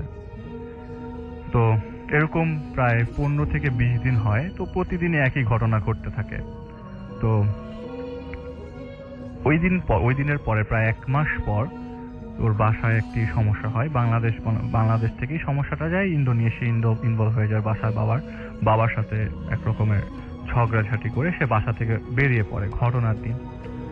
তো বেরিয়ে পড়ে দোকান 9টার দিকে খুলে, এবং যথারীতিভাবে উনি যেরকম ভাবে আসছিলেন দোকানে এসে ঘুরে ঠিক ওকে ফু দিয়ে চলে যাচ্ছে, ঠিক একইভাবে ওই দিনও ওকে ফু দিয়ে চলে যাচ্ছে। এমন সময় ও খুব চটে যায়, এবং চটে গিয়ে মানে যেটা বলি আমরা রাগ কন্ট্রোল না করতে পেরে ওনার সাথে খুব রাফ বিহেভ করে ওনাকে তাড়িয়ে দেয় দোকান থেকে। এবং উনি যখন বেরিয়ে যায় দোকান থেকে, লোকটি ওর দিকে অপলক দৃষ্টিতে পিছনে মাথা ঘুরিয়ে তাকিয়েছিল। হয়তো উনি বুঝতে পারছিলেন না কেন এরকম করলো। লোকটি চলে যায় ওখান থেকে। ওই দিন সন্ধ্যা গড়িয়ে রাত আসে, এবং দোকান বন্ধ হওয়ার পর ওর কাছে মনে হচ্ছিল ও কাজটি ভালো করেনি, এবং যে কাজটা করেছে সে তো রুড হওয়াটা উচিত হয়নি। লোকটা তো ওর কোনো ক্ষতি করেনি। তো ও বাসায় যায়, এবং ওই দিন থেকে প্রায় 3 দিন পর ওর দোকানে মানে ওই 2 দিন কিন্তু ওই লোকটি আর আসেনি, এবং 3 দিনের মাথায় ওকে অবাক করার মতো দোকান খোলার সাথে সাথে ও যখন অন্য কিছুতে বিজি হয়ে যাচ্ছে, ও তখন হঠাৎ করে পিছনে চোখ পড়লো এবং পিছনে তাকিয়ে দেখে একজন মহিলা ওকে দূর থেকে দাঁড়িয়ে ডাকছে। মহিলার হাইটটা নর্মাল মানুষের মতো না, একটু লম্বা। ওর দোকান বলে যে আমার দোকানের তুলনায় মহিলাটা মনে হচ্ছে যে নর্মাল মানুষরা যেরকম চলাফেরা করে বা আমার দোকান থেকে জিনিসগুলো নিচ্ছে তাদের মতো না, তাদের থেকে সাধারণ থেকে অনেক লম্বা। এবং লোক মহিলাটির কাছে ও যা ডাকছে, যেহেতু ও যায়, প্রথমে মনে করে কাস্টমার, কিন্তু যখন ও কাছে যাচ্ছে তখন মহিলাটি মাথা নিচু করে ওর সামনে থেকে প্রস্থান করছে। ও জিনিসটা প্রথমে বুঝে উঠতে পারেনি কেন এরকম করলো, কিন্তু আপনার সাথে যদি পরের দিন ঠিক একই ঘটনাটি ঘটে তখন আপনি চিন্তা করবেন না, জিনিসটা আসলে নর্মাল না। পরের দিনও ঠিক একইভাবে মহিলাটি এরকম ভাবে ওকে ডাকলো, এবং ও যখন সামনে গেল তখন মহিলাটি প্রস্থান করলো। তৃতীয় দিন ঠিক একই ঘটনা ঘটলো, এবং ও যখন বললো যে আপনি আমাকে এরকম করে কেন ডাকছেন, অনেকক্ষণ জিজ্ঞেস করবার পর মহিলাটি ওর দিকে তাকালো, একটু হাসি দিল এবং চলে গেল। ওর কাছে আর কোনো কিছুই নর্মাল লাগছে না। ওর কাছে যেটা মনে হচ্ছে যে না, এগুলি নর্মাল মানুষের সাথে ঘটছে না, আমি কি আসলে কোনো কিছু দেখছি বা কিছু, নাকি এটা আমার ভুল ধারণা বা ভ্রান্ত ধারণা। বারাক ওর দোকান বন্ধ করে ঠিক ওদিনই রাতের বেলা যখন বাসায় যাওয়ার পথে দোকান বন্ধ করে কিছু দূর এগোতেই ওর সামনে একজন লোক আসে। লোক যেভাবে আমাকে বললো যে ভাই আমি বলতে পারবো না লোকটার হাইট কতটুক, কিন্তু আমি দেখছি উনি অনেক লম্বা, এবং ওনার হাত পা আমি দেখছি, কিন্তু পাটা মাটিতে লাগানো দেখছি না, এবং হাতে তাসবিহ পড়ছে। প্রথমে একজন ছিল, 5-10 মিনিট পর আমার কাছে মনে হচ্ছে 5-10 মিনিট পর আরো 2 জন আসলো। এরকম কিছুক্ষণের মধ্যে আমার চারপাশে প্রায় 30-35 জনের মতো লোক আমাকে ঘিরে রেখেছে। এখন আপনাকে যদি রাত 10টার দিকে এরকম আপনি একটা স্ট্রাকচার দেখছেন যার মাটিতে পা লাগানো নেই, এবং 30 জনের মতো তারা আপনার সামনে আছে, আপনি অবশ্যই ভয় পাবেন। ও তো বাকরুদ্ধ হয়ে যায়, হাত পা নাড়ানোর মতো কোনো অবস্থাই হচ্ছিল না। হঠাৎ করে ও চিৎকার দিয়ে ওঠে, এই, কারণ পিছন দিয়ে ওর বাবা ওকে ধরে। ও তাকে দেখে ওর বাবা এবং বলে, এই তুই এখানে কি করছিস, তুই কি ঘড়ি দেখেছিস? রাত 1টা বাজে। ও দোকান বন্ধ করে রাত 10টায়, মানে এই 3 ঘন্টা ওর কোনো খবর ছিল না। ও তখন ওর বাবাকে বাসায় যেতে যেতে বলে, বাবা তুমি কি আমার সাথে কাউকে দেখেছো? তখন ওর বাবা বলে, না আমি তোকে কাউকে দেখিনি, বাট তুই মাথা উঁচু করে দাঁড়িয়েছিলি। ও মোবাইল ফোন ওর পকেট থেকে বের করে দেখে রাত 10টা হতে গিয়ে এখন পর্যন্ত ওর বাবাকে প্রায় 40 বার ফোন দিয়েছে, অথচ ওর মোবাইল ফোনটা সাইলেন্ট না। জিনিসটা অবাক করার মতো। বাসায় আসে এবং এই 3 দিনের মাথায় ওর বাবাকে একটি জরুরি কাজে বাংলাদেশে চলে আসতে হয়। তাহলে ওকে 2টা দোকান চালাতে হচ্ছে। সকালেও একটা দোকান দেখে, বিকালে আরেকটা দোকান দেখে। এরকম করে প্রায় 2 দিন যায়। তৃতীয় দিনের দিন ও যখন বাসায় ঘুমোতে যায়, ও একাই থাকে বাসায়। প্রথমে এরকম কথাবার্তা কাটাকাটি হয় যে আমি একা থাকতে পারবো না, কিন্তু ওর বাবা বলে তুই আগে থেকেছিস, এখন কেন থাকবি না? তো এরকম এক্সকিউজে একটা প্রাপ্তবয়স্ক ছেলে কখনো এরকম ভাবে বলতে পারে না যে আমি থাকবো না। যাই হোক, লাস্ট মোমেন্টে ও থাকার জন্য রাজি হয় বাসায়। এবং ওর বাবা যখন বাংলাদেশে চলে আসে, ওই চলে আসার পর 3 দিন পর ও যখন রাতে ঘুমোয়, হঠাৎ করে রাতে ঘুম ভাঙে। তো শুয়েছিল নর্মালি, ডান কাত হয়ে না বাম কাত হয়ে না, মাঝামাঝি শুয়েছিল। তো হঠাৎ করে গভীর রাতে ওর ঘুম ভাঙে এবং চোখ খুলতেই ওর সিলিং এর দিকে চোখ যায়। চোখ যেতেই দেখে ওর মতো একটা মানুষ সিলিং এ ঘুমিয়ে আছে। ও যেভাবে ঘুমিয়ে আছে ঠিক ওর মতোই মানুষ একটা সিলিং এ। এইটা দেখে ও দৌড়ে বাসা থেকে নিচে নেমে যায় এবং যায় ঠিক ফজরের আজানের পর। আমরা জানি ইন্দোনেশিয়া মুসলিম কান্ট্রি, তো ওখানে আজান হয়। তো বাসায় ঢোকে। বাসায় ঢোকার পর দেখে যে কিছুই নাই, কিন্তু সবচেয়ে অবাক করার মতো ঘটনা হচ্ছে ওর যে রুমের ভিতরে দেয়ালে ছবি ছিল, সেসব ছবির ব্যাকগ্রাউন্ড আছে কিন্তু ছবিতে কোনো মানুষ নেই। খুব অবাক হয়ে যায় ও। পাশের ও বন্ধু আছে, বন্ধুকে ডেকে নিয়ে আসে, বলে দোস্ত দেখ এই সিচুয়েশন আমি আছি। কিন্তু ওর বন্ধু বলে কই, তোর বাসায় তো সবকিছুই নর্মাল। ও ঘটনাটা খুলে বলতে চেয়েও বলতে পারলেন না। তো কি কাউকে কোনো কিছু শেয়ার না করে ঠিক নর্মালি যেভাবে জীবনযাপন করছিল ঠিক সেভাবে জীবনযাপন করতে লাগলো। লাইক ওই দিনের দিনটা ও যেভাবে পারছে সেভাবে কাটানোর চেষ্টা করছে। কিন্তু পরের দিন ঠিক একইভাবে ওকে সিলিং এ এরকম মানুষ দেখতে হলো, যেটা অবিকল ওর মতোই। ও দৌড়ে বাসার নিচে চলে যায় এবং একটা জিনিস ও ক্যাচ করতে পারে যে যখন ও ফজরের সময় ঢুকছে ঠিক তখনই জিনিসটা চলে যাচ্ছে, ক্যাচ করে ফেলে। তাহলে ও ঢোকার পরে ও জেনে যায় যে আমি আর কিছু দেখবো না, ও ঠিক ফজরের সময় ঢুকছে। এরকম করে করে 4-5 দিন পর হঠাৎ করে ঘুম ভাঙে। ঘুম ভাঙার পর হয়তো ও মনে করছিল আমি সিলিং এ আবার কিছু একটা দেখবো, কিন্তু ঘুমটা ভাঙছে প্রতিদিনই ওই রকম রাত 2টা-3টার দিকে। ও কিচেন থেকে একটি সাউন্ড পেতে থাকে এবং সাউন্ডটা মনে হচ্ছে যে কেউ রান্না করছে। ও কিচেনে যায়। এখন আমার বাবা বা আপনাদের বাবা যদি কেউ সামনে দাঁড়িয়ে থাকে, আপনারা সবাই দেখে দূর থেকে দেখেই বুঝতে পারবেন যে এটা আপনাদের পরিচিত কেউ। এবং ও ঠিক দেখে যে ওর বাবা রান্নাঘরে রান্না করছে। ও একটু জোরে চিৎকার দেয়, বাবা তুমি। কিন্তু যখন ওই যে সামনে ছিল সে যখন ওর দিকে তাকায়, তখন দেখে যে এটা তোর বাবা না, কিন্তু বাবার মতো দেখতে। এটা দেখে ও আর কিছুক্ষণের মধ্যে মানে ওই জায়গায় 1 মিনিটও দেরি না করে সাথে সাথে নিচে নেমে যায়। এবং ওই দিন আর ফজরের সময় ঢোকে না, ওই দিন ডিরেক্ট সকালে ঢোকে এবং ঢুকে বাংলাদেশে ফোন দেয় যে আমি থাকতে পারছি না, আমি কোনোভাবেই থাকতে পারছি না, আমাকে কিছু একটা ডিস্টার্ব করছে, আমি পারছি না। তো ওর বাবা তখন বলে ঠিক আছে, ওর বাবার একটা ফ্রেন্ড আছে, তাকে ফোন দিয়ে বলে দিচ্ছে যে ওর সাথে যেন থাকার জন্য। ওর বাবা ঠিক তাই করে, ওনার একটা ফ্রেন্ডকে বলে দেয় যে তুমি তাহসিনের সাথে থাকো। তো ওই আঙ্কেল ওর সাথে থাকতে চলে আসে। ঘটনার দিনে চলে যায়। সেদিন রাতে ওর সাথে উনি ঘুমিয়েছিল। হঠাৎ করে ঘুম ভেঙে যায় তাহসিনের। এবং তাহসিন বাম পাশে মানে আঙ্কেল শুয়েছিল আর ওর ছিল ডান পাশে খাটে। তো হোটেলে উঠে দেখে যে উনি নেই এবং একটা চিৎকারের সাউন্ডে ওর ঘুম ভাঙে অ্যাকচুয়ালি। তো ও যখন ড্রয়িং রুমের দিকে যায়, ড্রয়িং রুমের দিকে গিয়ে দেখে যে ওই লোকটি মাটিতে পড়ে আছে। ওনাকে ওর বুকে নেয় এবং ঝাঁকাতে থাকে যে আঙ্কেল কি হয়েছে, এবং চেক করতে থাকে বারবার হার্টবিট এবং পালস যে না সব ঠিক আছে, হয়তো সে সেন্স হারিয়ে ফেলেছে। ঠিক এমন সময় একটি লোকের সাথে লোকটি ওর পিছনে চলে আসে এবং বুঝতে পারে আমার পেছনে কে আছে। তো ও যখন পিছনে তাকায় তখন দেখে যে সেই লোকটি যে লোকটির সাথে ও খুব রুড আচরণ করেছিল। ওকে বারবার জিজ্ঞেস করতে থাকে তুমি কেন আসছো, কেন আমাকে এরকম ডিস্টার্ব করছো, আমি তো কোনো দোষ করিনি, আমি কি করেছি তোমার সাথে। আর এরকম প্রায় 1 ঘন্টা 1.5 ঘন্টা ওর সাথে কথা বলতে থাকে, কিন্তু ওই লোকটি কোনো কথা বলে না। লাস্ট মোমেন্টে বলে তুমি আমার সাথে রুড আচরণ করে ভালো করনি, আমি তোমার কোনো ক্ষতি করিনি। তখনও বলে যে হ্যাঁ আমি ভুল করেছি তোমার সাথে রুড আচরণ করে, এবং এরকম ভাবে ওর সাথে প্রায় আরো 2 ঘন্টা কথাবার্তা চালিয়ে যায় ফজরের পর পর্যন্ত, ফজরের আগ পর্যন্ত। এবং লাস্ট মোমেন্টে ওই লোকটি ওকে মাফ করে দেয়। মাফ করে দেওয়ার সময় বলে যে তুমি আর কখনো এরকম করবে না, এই বলে সে ওখান থেকে প্রস্থান করে। ঠিক ফজরের আজান দেওয়ার সাথে সাথে উনি চলে যায়, এবং যে আঙ্কেলটি ফ্লোরে পড়া ছিলেন তার হুশ আসে, এবং হুশ আসার সাথে সাথে সে সাথে সাথে ওখান থেকে খুব তাড়াতাড়ি, মানে যত তাড়াতাড়ি পারে প্রস্থান করার চেষ্টা করে, দৌড়িয়ে বাসা থেকে নিচে নেমে যায়। তো তাহসিন ওনার পিছনে পিছনে যায় এবং ওনাকে ধরার চেষ্টা করে, আপনি কোথায় যাচ্ছেন, কি হয়েছে, আমাকে বলেন আপনি। বলে না, তোদের বাসাটা অনেক সমস্যা আছে, তোদের বাসাটা ভালো না।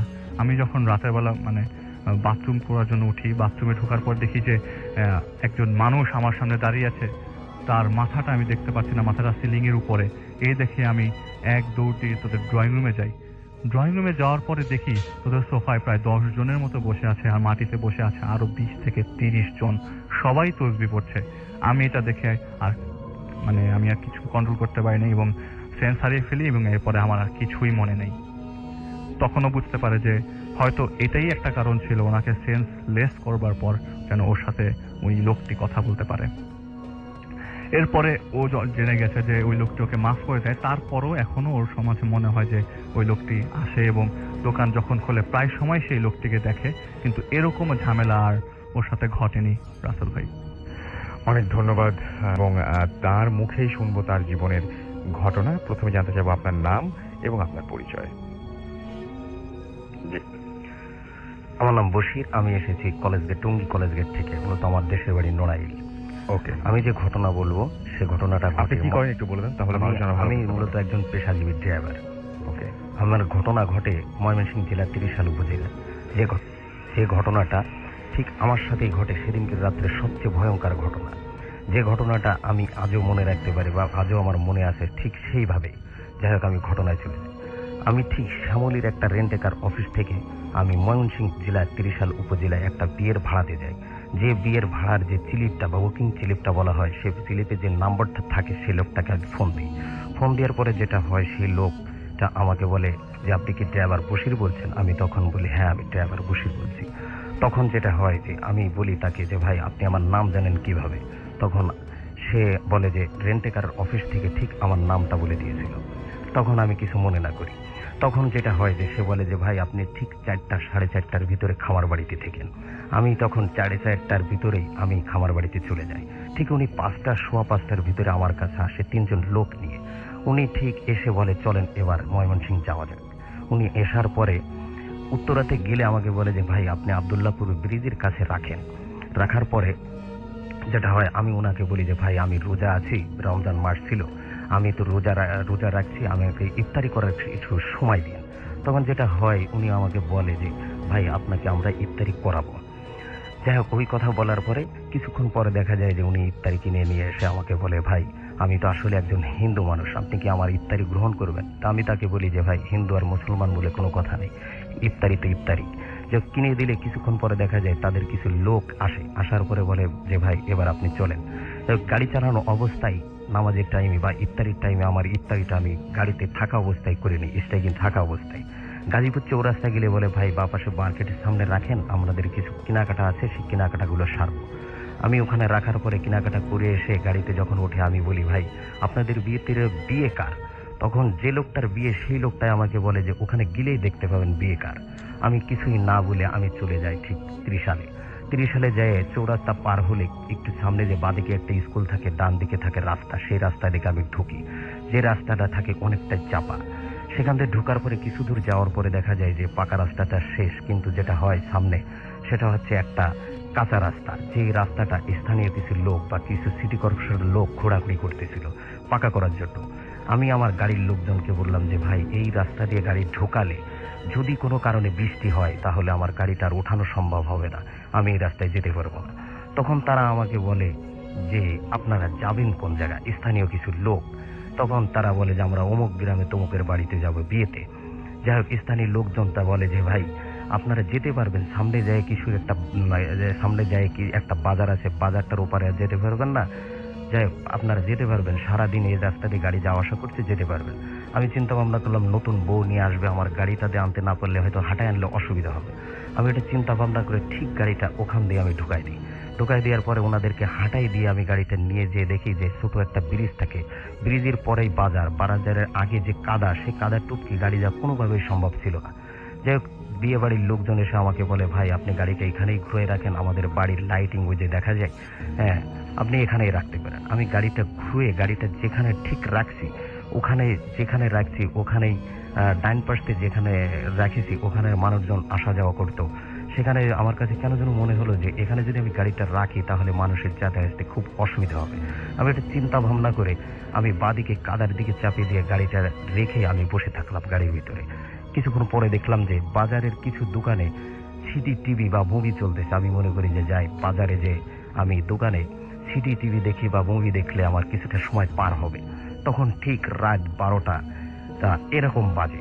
আমি এটা চিন্তা ভাবনা করে দোকানে যে বসা উপলক্ষে কিছু তো বলাই লাগবে। আমি যে তাদের কাছে বলি, ভাই আপনাদের দোকানে কি গোল্ড সিগারেট আছে? তারা বলে, ভাই এই বাজারে গোল্ড সিগারেট পাবেন না, পাবেন স্টার শেক এবং নেভি সিগারেট। আমি যে এই কথাটা শোনার পরে তাদের দোকানের থেকে 3টা সিগারেট নিয়ে নিই, সেটা হচ্ছে নেভি সিগারেট। ওখানে চাটা খেয়ে একটা সিগারেট খেয়ে বেশ বসে থাকি। ওনারা ঠিক 12:30 1টার দিকে সব দোকানগুলো বন্ধ করে চলে যায়, বাজারে হয়ে যায় সম্পূর্ণ আমি একা। যাই হোক, আমি চিন্তা করি যে বাজারে বসে না থেকে আমার গাড়িতে সিডি আছে, টিভি আছে বা এসি আছে, আমি এসি ছেড়ে সিডি টিভি ছেড়ে গাড়ির ভিতরে বসলে আমার ভালো লাগবে। আমি ঠিক গাড়ির কাছে যাই, লকটা খুলে গাড়িতে বসে গাড়ি স্টার্ট দিয়ে এবং এসি ছেড়ে গাড়িতে সিডি টিভি ছেড়ে গাড়ির ভিতরে বসে থাকি। কিন্তু কিছুক্ষণ পরে যেটা হচ্ছিল যে মুভি দেখতেছি, মুভির যে আওয়াজটা কানে না ঢুকে বাইরের কোন ঝিন ঝিন ঝিন ঝিন আওয়াজ আমার কানের ভিতরে ঢুকতেছিল। তখন আমি চিন্তা করি যে আমি এই ছবিটা আরো 2-3 বার দেখি, কেন জানি ছবিটা আমার কাছে ভালো লাগতো, তাই আমি ছবিটা বারবার দেখতাম। এটা চিন্তা ভাবনা করলাম যে এই ছবিতে তো এরকম কোনো আওয়াজ ছিল না। যাই হোক, আমি তাড়াতাড়ি গাড়ি থেকে নামার পরে দেখি যে আশেপাশে কিছুই নাই, আসলে এটা আমার মনের ভুল। আবার আমি গাড়িতে বসি, গাড়িতে বসার পরে যেটা হয় সেই একই রকম ঘটনা আমার সাথে ঘটতে থাকে। আমি মনে করি যে বাদিকে একটা পুকুর আছে, পুকুরের পাড়ে একটা খাল মতন দেখা যাবে, ওটা দূরে একটা বিল্ডিং ডান পাশে, বা পাশে একটা ছাবড়া মতন আছে গাড়ির, এটাও কি জানি না। যাই হোক, আমি একটু বিয়ে বাড়ির দিকে যাই, ওখানে গেলে মনে হয় আমার ভালো লাগবে। আমি ঠিক গাড়িটা লক করে বিয়ে বাড়ির দিকে চলে যাই। চলে যাওয়ার পরে যেটা হয়, আমি যে দেখি যে লোকটার কাছে আমি জিজ্ঞেস করেছিলাম যে ভাই বিয়েটা কার, ঠিক ওই লোকটাই বর সেজে বসে আছে। আমি আশ্চর্য হয়ে যাই, লোকটার বয়স ঠিক 45-50 বছর, যে এই লোকটা এই বয়সে বিয়ে করতেছে কেন? যখন আমার গাড়িতে যারা গেছিল তাদেরকে আমি ডেকে জিজ্ঞেস করি, ভাই কি ব্যাপার, এই লোকটাকে আগে পরে কখনো বিয়ে করেনি? তখন তারা বলে, পরে বলবো। আমি তাদেরকে বলি, ভাই এখনই বলেন, আমার কাছে বললে তো আর অসুবিধা হবে না। যাক, আমি ওই কথা বললে সে বলে যে হ্যাঁ ভাই, একটা বিয়ে করছে আজকে 15 বছর হয়ে গেছে, 10 বছর যাবত একটা বাচ্চা মারা গেছে, এখন পর্যন্ত কোনো বাচ্চা কাছে হয়নি, যার কারণে বউ ওনাকে অনুরোধ করছে বিয়ে করার জন্য, উনি বিয়ে করতে আসছে। তখন আমি তার কাছে জিজ্ঞেস করি, ভাই বাড়ির কোনো লোকজন তো দেখলাম না। তখন সে আমাকে বলে যে ভাই বন্ধু বান্ধব যেগুলো আছে ওইটাই আসছে, আর ওনার ভাগ্নি এইগুলো ভাগ্নে আসছে, বাড়ির থেকে আর কোনো লোক আসেনি। দেখ, আমি ওটা চিন্তা ভাবনা করে ওখানে বসে থাকলাম। কিন্তু কিছুক্ষণ পরে যেটা হলো যে আমি চিন্তা করলাম যে আমি গ্রামের ভিতরে গাড়িটা রেখে আসছি, গাড়ির একটা লুকিং গ্লাস বা একটা গ্লাস কেউ খুলে নিয়ে গেলে মালিকের কাছে জরিমানাটা আমাকেই দিতে হবে। আমি ওটা চিন্তা ভাবনা করে ঠিক গাড়ির কাছে চলে যাই। আমি আবার একই রকম করে গাড়িতে স্টার্ট দিয়ে ছবিটা মুভিটা চালু করে গাড়ির ভিতরে ঠিক সিটটা ভেঙে হেলান দিয়ে বসে থাকি বা শুয়ে থাকি। কিছুক্ষণ পরে আমার কাছে মনে হলো যে গাড়িটা ধরে কেউ ঝাঁকি দিছে। এরকম একটা অবস্থা যখন হয়, আমি গাড়িতে সঙ্গে সঙ্গে নেমে পড়ে যেটা হয় যে চারিপাশে দেখতে থাকি, কিছুই নেই। আবার আমি গাড়ির ভিতরে ঢুকি যে এটা আমার মূলের ভুল হতে পারে, বা আমার গাড়ির সিটের নাট টাট এগুলো লুজ টুস হলে আমি এদিক ওদিক নড়াটড়া খাইছি, এই কারণেই যেন গাড়ির সিটটা নড়ে উঠেছে বা গাড়িটা নড়ে উঠেছে। আমি গাড়ির ভিতর আবার বসে থাকি। বসে থাকার পরে কিছুক্ষণ পরে মনে হয় যে আমার গাড়িটা এত জোরে কেউ ধাক্কা দিছে, গাড়িটা ডান দিক থেকে কাত হয়ে বাম দিকে পড়ছে, আর বাম দিক থেকে কাত হয়ে ডান দিকতে পড়ছে। এরকম একটা অবস্থা। আমি প্রচন্ড ভয় পেয়ে গাড়ির থেকে নেমে যাই। নেমে যাওয়ার পরে যেটা হয় যে দেখি কিছুই নেই গাড়ির নিচে। আমার মোবাইলের লাইটের আলো দিয়ে আমি আলো মারতে থাকি যে গাড়ির নিচেই কিছু আছে না, আশেপাশে কিছু নাই, দেখি কিছুই না। তখন আমি বাইরে একটা সিগারেট জেলে খেয়ে আবার গাড়ির ভিতরে ঢুকি। আমি যে লোকটা বর ওই লোকটারে বলেছিলাম, ভাই যেহেতু এখন রমজান মাস, আমি রোজা রাখবো, যাই আমার ওই বাড়িতে যদি কোনো খাবার টাবার থাকে বা কোনো খাবারের ব্যবস্থা হয় আমার জন্য পাঠিয়ে দিন, আমি রোজা রাখবো। তখন ওই লোকটা আমাকে ফোন দিয়ে বললো, বশির ভাই আপনি কি আসলেই রোজা রাখবেন? আমি তাকে বলে, হ্যাঁ ভাই আমি আসলেই রোজা রাখবো।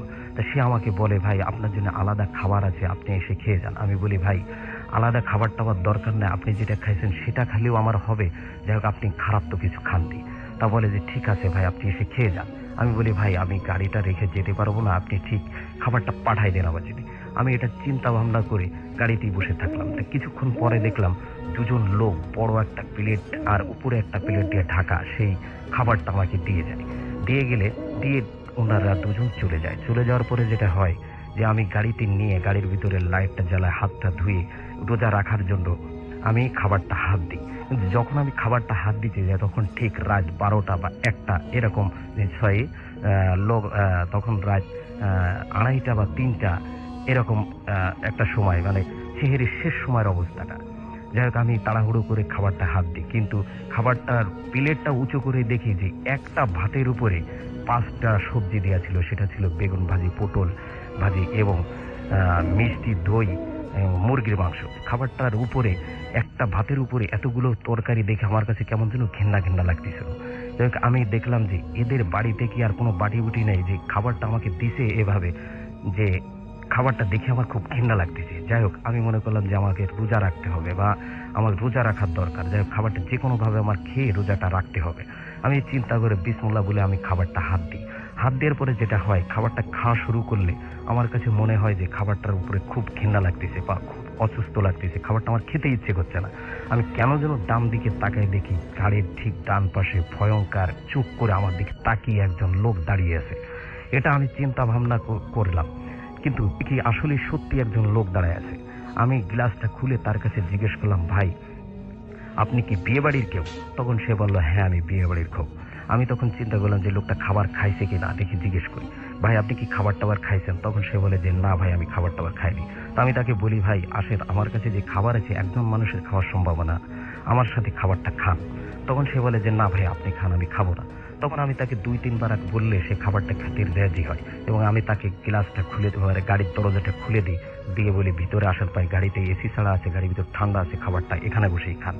একটা প্লেটে আদাটা খাবার তাকে আমি উঠোই দেওয়ার পরে যেটা হয়, আমি 2-3 বার গালে দিতে সে পুরা খাবারটা শেষ করে ফেলে। আমি কেমন যেন একটা চিন্তার ভিতরে, বা কি ব্যাপার এত তাড়াতাড়ি খাবারটা শেষ হয়ে যাওয়ার কথা না, খাবারের ভিতরে যে মুরগির মাংস ছিল তাতে হাড়টা ছিল, সেই হাড়টার কই। যাই হোক আমি চিন্তা করি যে লোকটার পেটে মনে হয় খুব খিদা ছিল, এই কারণে সে খাবারটা খেয়ে ফেলছে। এটা চিন্তা ভাবনা করে বলি যে ভাই আপনার কাছে তো আরো কিছু খাবার আছে, আপনি খান। তখন সে বলে যে ঠিক আছে দেন। দিলে খাবারটা খেয়ে তাড়াহুড়ো করে সে বেরিয়ে যায় গাড়ি থেকে। আমি খাবারটা সেরে থাল বাটি ওখানে রেখে আমি গাড়ির ভিতরে ঠিক সিট হেলান দিয়ে শুয়ে থাকি। শুয়ে কেন যেন ওই ছবিটা দেখতেছিলাম, আমার কাছে ভালো লাগতেছিল না। আমার একটা বদ অভ্যাস বা কুঅভ্যাস আছে, যেটা এরকমই যে একটা সিকিউরিটি বা একটা আনসার বা একটা পুলিশের কাছে যে বাঁশিটা থাকে, যে বাঁশিটা স্টিলের একটা বাঁশি, গাল দিয়ে ফু দিলে যে বাঁশিটা বাজে, সেই বাঁশিটাই আমার ঠোঁট দিয়ে আমি বাজাতে পারি। সেই বাঁশিটা ঠিক এরকমেরই ছিল, যেটা আমি এখন দিব। আপনারা হয়তো মনে করতে পারেন যে টাকার কোনো বাঁশি কিনা বা সেরকম একটা বাঁশি তার ঠোঁটের কাছে, সেই বাঁশিটা এখন দিচ্ছি। সেই বাঁশিটা ঠিক এরকম, এই বাঁশিটা আমি দিই। এই বাঁশিটা দেওয়ার পরে যেটা হয় যে আমার কাছে মনে হচ্ছিল যে আমার গাড়ির চারপাশ দিয়ে কয়েক হাজার বাঁশি ঠিক আমার গাড়ির পাশ দিয়ে বাজে। আমি খুব ভয় পেয়ে আমি গাড়ির থেকে বেরিয়ে পড়ি। আমি গাড়ির থেকে বেরিয়ে পড়ে দেখি আশেপাশে কিছুই নেই, কিন্তু যে লোকটা খাবার খাইছিল আমার সাথে, সেই লোকটা আমার থেকে 10-15 হাত দূরে দাঁড়িয়ে আছে। আমি সেই লোকটাকে দেখে আমি মনে করি যাই হোক এই লোকটার সাথে কথা বললে মনে হয় আমার কিছুটা ভয় দূর হবে, আমার যেহেতু প্রচন্ড ভয় করতেছে। তখন আমি থেকে ডেকে বলি, ভাই মেয়ে বাড়ির লোক বা বিয়ে বাড়ির লোক আপনার কি হয়, বা মেয়েটা আপনার কি হয়? তখন সে আমাকে বলে যে ভাই মেয়ে বাড়ির লোক আমার কিছুই হয় না, আমার পাড়া প্রতিবেশী আত্মীয় হয়। যাক এই কথা শোনার পরে আমি আবার গাড়িতে ঢুকে যাই। ঢুকার পরে চিন্তা করি যে কথার লোকটার সাথে আবার কথা বলে দেখি, মনে হয় লোকটা বিয়ে বাড়ি কেউ না, বা বাজারের প্রহরী বা বাজারের গার্ডটা এরকম কিছু হবে। আমি তার কাছে ডেকে জিজ্ঞেস করি, ভাই ডান পাশে বিল্ডিং মতন মনে হয় এটা কি? তখন সে বলে এটা ফ্রি প্রাইমারি স্কুল। তখন আমি আবার জিজ্ঞেস করি, ভাই আমার গাড়ির সাথে এটা ছাবড়া মতন টিনের এটা কি? তখন সে বলে ভাই আমি এটাকে জানি না।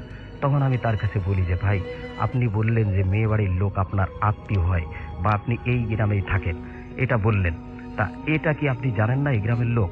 তখন সে বলে যে আমি এসেছি এখানে নতুন। তখনই আমি প্রচন্ড ভয় পেয়ে যাই যে এ লোকটা বললো কি, বললো যে গ্রামের এসেছে নতুন, আবার মেয়ে বাড়ির লোক এর আত্মীয় বা পাড়া প্রতিবেশী হয়। আমি কোনো কথা না বেরিয়ে গাড়ির ভিতরে ঢুকে পড়ি। গাড়ির ভিতরে ঢুকে কিছুক্ষণ পরে আমার কাছে মনে হচ্ছিল গাড়ির ভিতরে ভয়ে আমি বসে থাকতে পারি না। আমি যাই হোক ওই বিয়ে বাড়ির দিকে আবার গাড়িটা লক করে রওনা হই। আমার কিছু দূর আসার পরে মনে হয় যে আমি গাড়ির ভিতরে মোবাইলটা ফেলে আসছি। যাক, আমি গাড়ির ভিতরে ওই মোবাইলটা আনার জন্য আমি ঠিক গাড়ির কাছে যাই। গাড়ির কাছে যে লকটা খুলে পিছনের দরজা টান দিতেই ঠিক দেখি ওই লোকটাই যে সিটে বসে খাবারটা খাইছিল ওই সিটে বসে আছে আমার দিকে, ভয়ঙ্কর চোখ করে তাকিয়ে আমার দিকে, কেমন যেন আমার কাছে মনে হচ্ছে রেগে মেগে আছে আমার পরে। এটা আমার কাছে মনে হচ্ছিল। এটা দেখে খুব প্রচন্ড ভয় পেয়ে আমি ঠিক মুখতে একটা শব্দ বের করে, ওরে মা, এই শব্দটা আমার মুখ থেকে বেরিয়ে যায়। তখন আমি তার কাছে জিজ্ঞেস করি, ভাই আপনি গাড়ির ভিতর আসলেন কখন? সে ঠিক বড় করে আমাকে বলে, তুমি না তখন আসতে বলেছিলে। তখন সে আমাকে এই কথাটা বলে। আমি তখন তাকে বলি যে আমি তো আপনাকে খাবারের সময় আসতে বলেছিলাম, কিন্তু এখন তো আপনাকে আর আমি কখনো বলিনি আসতে। এ কথাটা বলার সাথে সাথেই সে রেগে মেগে খুব তাড়াহুড়ো করে গাড়ি থেকে বেরিয়ে পড়ে। আমি আর কোনো কথা না বলে গাড়িটা লক করে ঠিক ওই বাড়ির উদ্দেশ্যে আমি রওনা দিই।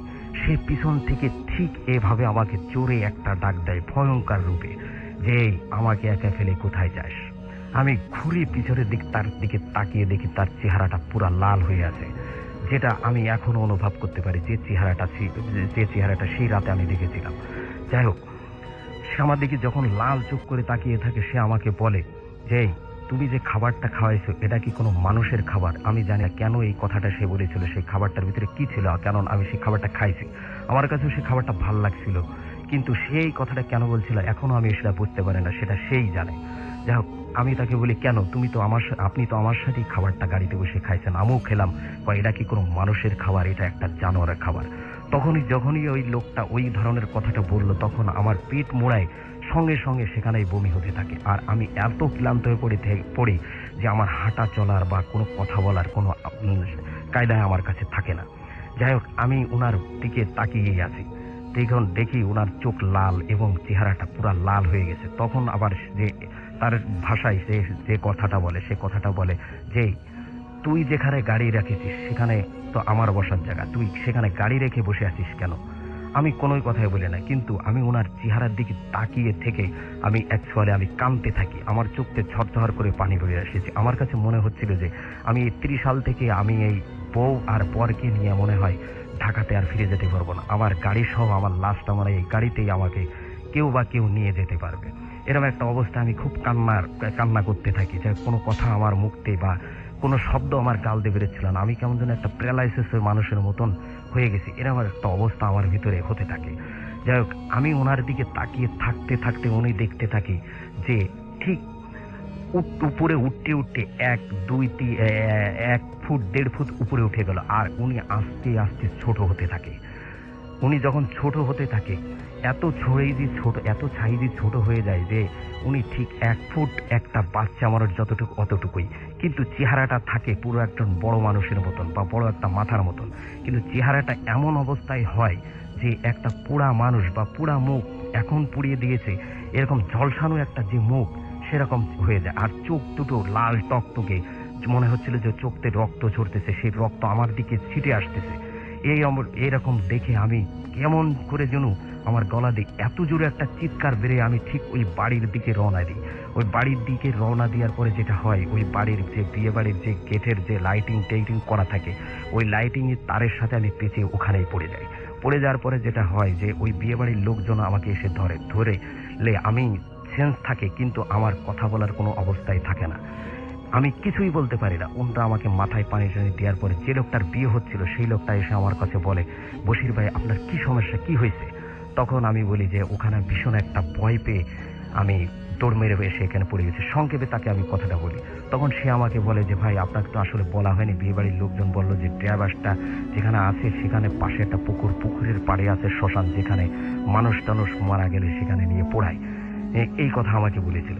যাই হোক, আমাকে বললো যে ভাই ঠিক আছে আপনি এখানেই বসে থাকেন, আমরা যেহেতু কালকে হরতাল, আমরা একটু তাড়াহুড়ো করে বেরোবো, আপনার আর গাড়ির কাছে যাওয়ার দরকার নাই। ওনারা ঠিক তাড়াহুড়ো করে বেরোয় আসলো। বেরোয় আসে আমি গাড়ির কাছে যেয়ে দেখি আমার গাড়িটা যেভাবেই ছিল সেভাবেই আছে, কিছুই নেই। যাই হোক আমি গাড়িটা স্টার্ট করে ঢাকার উদ্দেশ্যে রওনা হই। কিছুক্ষণ পরপরই আমার শরীরে জ্বর আসে এবং বমি হতে থাকে। যাই হোক আমি খামার বাড়িতে এসে নামাই দিয়ে আমার বাসা থেকে মোহাম্মদপুর 4 তলার পাশে একটা বাসায় আমি সে বাসাতে চলে যাই। বাসাতে যাওয়ার পরে যেটা হয় যে বাসায় যারা থাকে, যারা আমার বন্ধুরা থাকে, তারা কেউ কেউ জিজ্ঞেস করে কি ব্যাপার, তুই গেলি ভালো মানুষ, আসলে অসুস্থ হয়ে তো ব্যাপারটা কি? আমি তাদের কাছে কিছুই বলি না। জ্বরে বমিতে কয়েকদিন ভুগে ডাক্তার দেখানোর পরে আমি কিছুদিন পরে সুস্থ হই। এই ছিল আমার ঘটনা রাসেল ভাই। আপনাকে অনেক ধন্যবাদ। পরশু ঘটে যাওয়া একটা ঘটনা আমরা শুনবো এবং সেই ঘটনাটি একটু প্লিজ আমাদের বলবেন। হাই, আমি ফারনাজ বলছি। আমার সাথে এই বিষয়টা ঘটে যায় একেবারে গত পরশু। আমি তখন নারায়ণগঞ্জ ছিলাম, আমার হোম টাউনের বাসায়। তো বিষয়টা ছিল সন্ধ্যার দিকে। তো ঘটনাটা যেটা হয় যে আমি এর আগের এপিসোডে বলেছিলাম যে আমাদের বাসার কিছু স্পেসিফিক প্লেস আছে যেগুলো একটু হন্টেড। তো তার মধ্যে একটা কর্নার যে রুমটা ছিল, সেই রুমটার মধ্যে ওই দিন আমি যেটা করি যে বিকেলে আমি আসলে প্রচন্ড রেগে ছিলাম। ওই রুমটাতে কেউ স্টে করে না, রুমটা এমনিতেই খালি পড়ে থাকে। তো ওই দিন বিষয়টা যেটা হয় যে আমি বিকেলে রাগ করলে তো মাথায় থাকে না আসলে যে কোথায় গিয়ে কি হচ্ছে না হচ্ছে। তো আমি রাগের মাথায় ওই রুমটাতে গিয়ে বিকেলে শুয়ে থাকি বেডের মধ্যে। তো সন্ধ্যার দিকে যে বিষয়টা হয় যে প্রচন্ড ঠান্ডা ছিল। এই ঠান্ডার মধ্যে আমার পুরো রুমটা ফিল করে যে প্রচন্ড গরম হয়ে যায়, ওয়েদার প্রচন্ড পরিমাণে গরম হয়। দেন আমি এই ওয়ার্মি এনভায়রনমেন্টটা হওয়ার সাথে সাথে যেটা ফিল করি যে আমি যেহেতু শুয়েছিলাম বেডের মধ্যে কেউ একজন এসে আমার পাশেই বসেছে। বিষয়টা এমন ছিল যে আমার পাশে এসে কেউ বসলো, বাট আমি তাকে দেখতে পাচ্ছি না। আমার পাশে এসে বসে, বেডের মধ্যে শব্দ হয় অ্যান্ড আমি ফিল করতে পারি বিষয়টা যে আমার পাশে এসে বসে। অ্যান্ড বসার পর কিছুক্ষণের পরে আমার শরীরটা শিরশির করে ওঠে। তারপর যেটা হয়, আমি ইউজুয়ালি যেটা করি যে আমি কিছুই করলাম না, ওই রুম থেকে আমি তখন চলে আসি। তো এটা ছিল রাসেল ভাই একেবারে রিসেন্টলি যেটা ঘটে যায়। ওকে, এটা ছিল আপনার সেই ঘটনাটা। হ্যাঁ। এবং এর সাথে রিলেটেড একটা ঘটনা রয়েছে যেটা আপনার ভাইকে নিয়ে, রাইট? হ্যাঁ। সেটা হচ্ছে যে আমাদের বাসায় যেহেতু আমি প্রথমেই বলেছি যে নতুন কোনো গেস্ট সহ্য করতে পারে না, নতুন কোনো গেস্ট আর নতুন কোনো মানুষ আমাদের বাসায় আসবে সেটা পছন্দই করে না। তো সেই সময় আমার ছোট ভাইয়া, আমার ইমিডিয়েট যে বড় ভাইয়া, সে নিউলি ম্যারিড জাস্ট। তো তারপর যেটা হয় যে ভাবি আসার পরে ওই রুমটাতে তাদেরকে দেয়া হয়, যে রুমটাতে দেয়া হয় শিফট করার জন্য। রাইট। এবং আপনাদের ওই রুমে যে কেউ থাকলে আপনারা ছাড়া প্রবলেমটা হবে, এটা মাস্ট, রাইট? না, নট অনলি যে আমরা ছাড়া আমাদের সাথেও হয়, কিন্তু গেস্ট আসলে তো এটা হবেই, রাইট? আচ্ছা, তো কি ধরনের সমস্যায় পড়েছিলেন তারা? তো ভাবি ওই রাতে যে বিষয়টা হয় যে ওর বেডের পাশেই ছিল একটা উইন্ডো, এন্ড উইন্ডোর পাশেই আমাদের একটা বারান্দা ছিল ওদের রুমের সাথে। তো রাত 2টা কি 3টার দিকে মধ্যরাতে যেটা ভাবি ভাইয়া ফিল করতে পারে যে পাশে থেকে জানলার মধ্যে কেউ ধাক্কাচ্ছে, জানলাটা খুলতে চাচ্ছে। আচ্ছা। এন্ড আরেকটা বিষয় যেটা হয় যে বারান্দার গ্রিলের মধ্যে কেউ প্রচন্ড জোরে ঝাঁকাচ্ছে, প্রচন্ড জোরে কোনো কিছু দিয়ে আঘাত করছে, এরকম একটা শব্দ পাচ্ছে তারা। ইন দ্যাট টাইম যেটা হয়, রুমের মধ্যে ডিম লাইট অন থাকে, তো যার ফলে রুমের মধ্যে একটা চেয়ার ছিল। সেই যে চেয়ারটা অটোমেটিকলি কেউ ছিল না, কিন্তু এটা পুরোটা রাউন্ড করছে। আচ্ছা, একা একা ঘুরছে। এন্ড কিছুক্ষণ কয়েক সেকেন্ড এটা ঘোরার পর যেটা হয় যে কেউ একজন রাগ করে মনে হলো চেয়ারটা ছুঁড়ে ফেলে দিয়েছে, ছুঁড়ে ফেললো, লাইক যেমন দূরে ফেলে দিচ্ছে, এরকম একটা বিষয় ছিল। তো ওই সময়টার মধ্যে যেটা হয় যে ওরা যে বেডটাতে ছিল সেই বেডটা শেক করতে থাকে, ভাইব্রেট, কেউ একজন নিচে থেকে নাড়াচ্ছে, কেউ ঝাঁকি দিচ্ছে, এরকম একটা ভাইব্রেট হতে থাকে। তখনই ওরা চিৎকার করে এন্ড আমরা সবাই চলে যাই। যাওয়ার পর রুমের অবস্থা পুরোই অগোছালো ছিল, পর্দা থেকে শুরু করে পুরো রুমটাই বোঝাই যাচ্ছে যে এই রুমে কিছু একটা, খুব খারাপ কিছু একটা হয়েছে, এনভায়রনমেন্টটা এরকম ছিল আর কি। তো এই ছিল ভাইয়ার সাথে বিষয়টা। এবং আমাদের বাসায় আসলে ভাই আমি বলতে পারবো? জি প্লিজ। আমাদের বাসায় আসলে নতুন কোনো গেস্ট বা নতুন কোনো মানুষ, আমরা নিজেরা তো অভ্যস্ত হয়ে গেছে, এবং নতুন কোনো গেস্ট যদি যায় তখন যে বিষয়টা হয় যে মানে তার শরীরে আরেকটা বিষয় যেটা হয়, যেটা আমার সাথে হয়েছে, যে সুই দিয়ে আঁচড় কাটলে শরীরের মধ্যে যেরকম চেকন চেকন একটা দাগ হবে, রাতের বেলা আপনি খুব সুন্দর ঘুমিয়ে আছেন, সকালে উঠে আপনার পিঠে এবং বিভিন্ন জায়গায় এই যে দাগগুলো দেখতে এটা পাবেন। কিন্তু আমি দেখেছি, দেখেছি, এবং যারা পজেসড হয় তাদেরকে আমি একদম আমার চোখের সামনে এখানে দেখেছি। আমি আজকে এটা দেখলাম যে আপনার কাছে দ্বিতীয়বারের মতো শুনলাম, আমি দেখেছি, এবং সেটা একেবারেই এরকম এই যে সূচ দিয়ে কাটা, হয়, মনে হচ্ছে কেউ আঁচড় কেটেছে, কিন্তু চিকন একদম সূচের মতো, রাইট?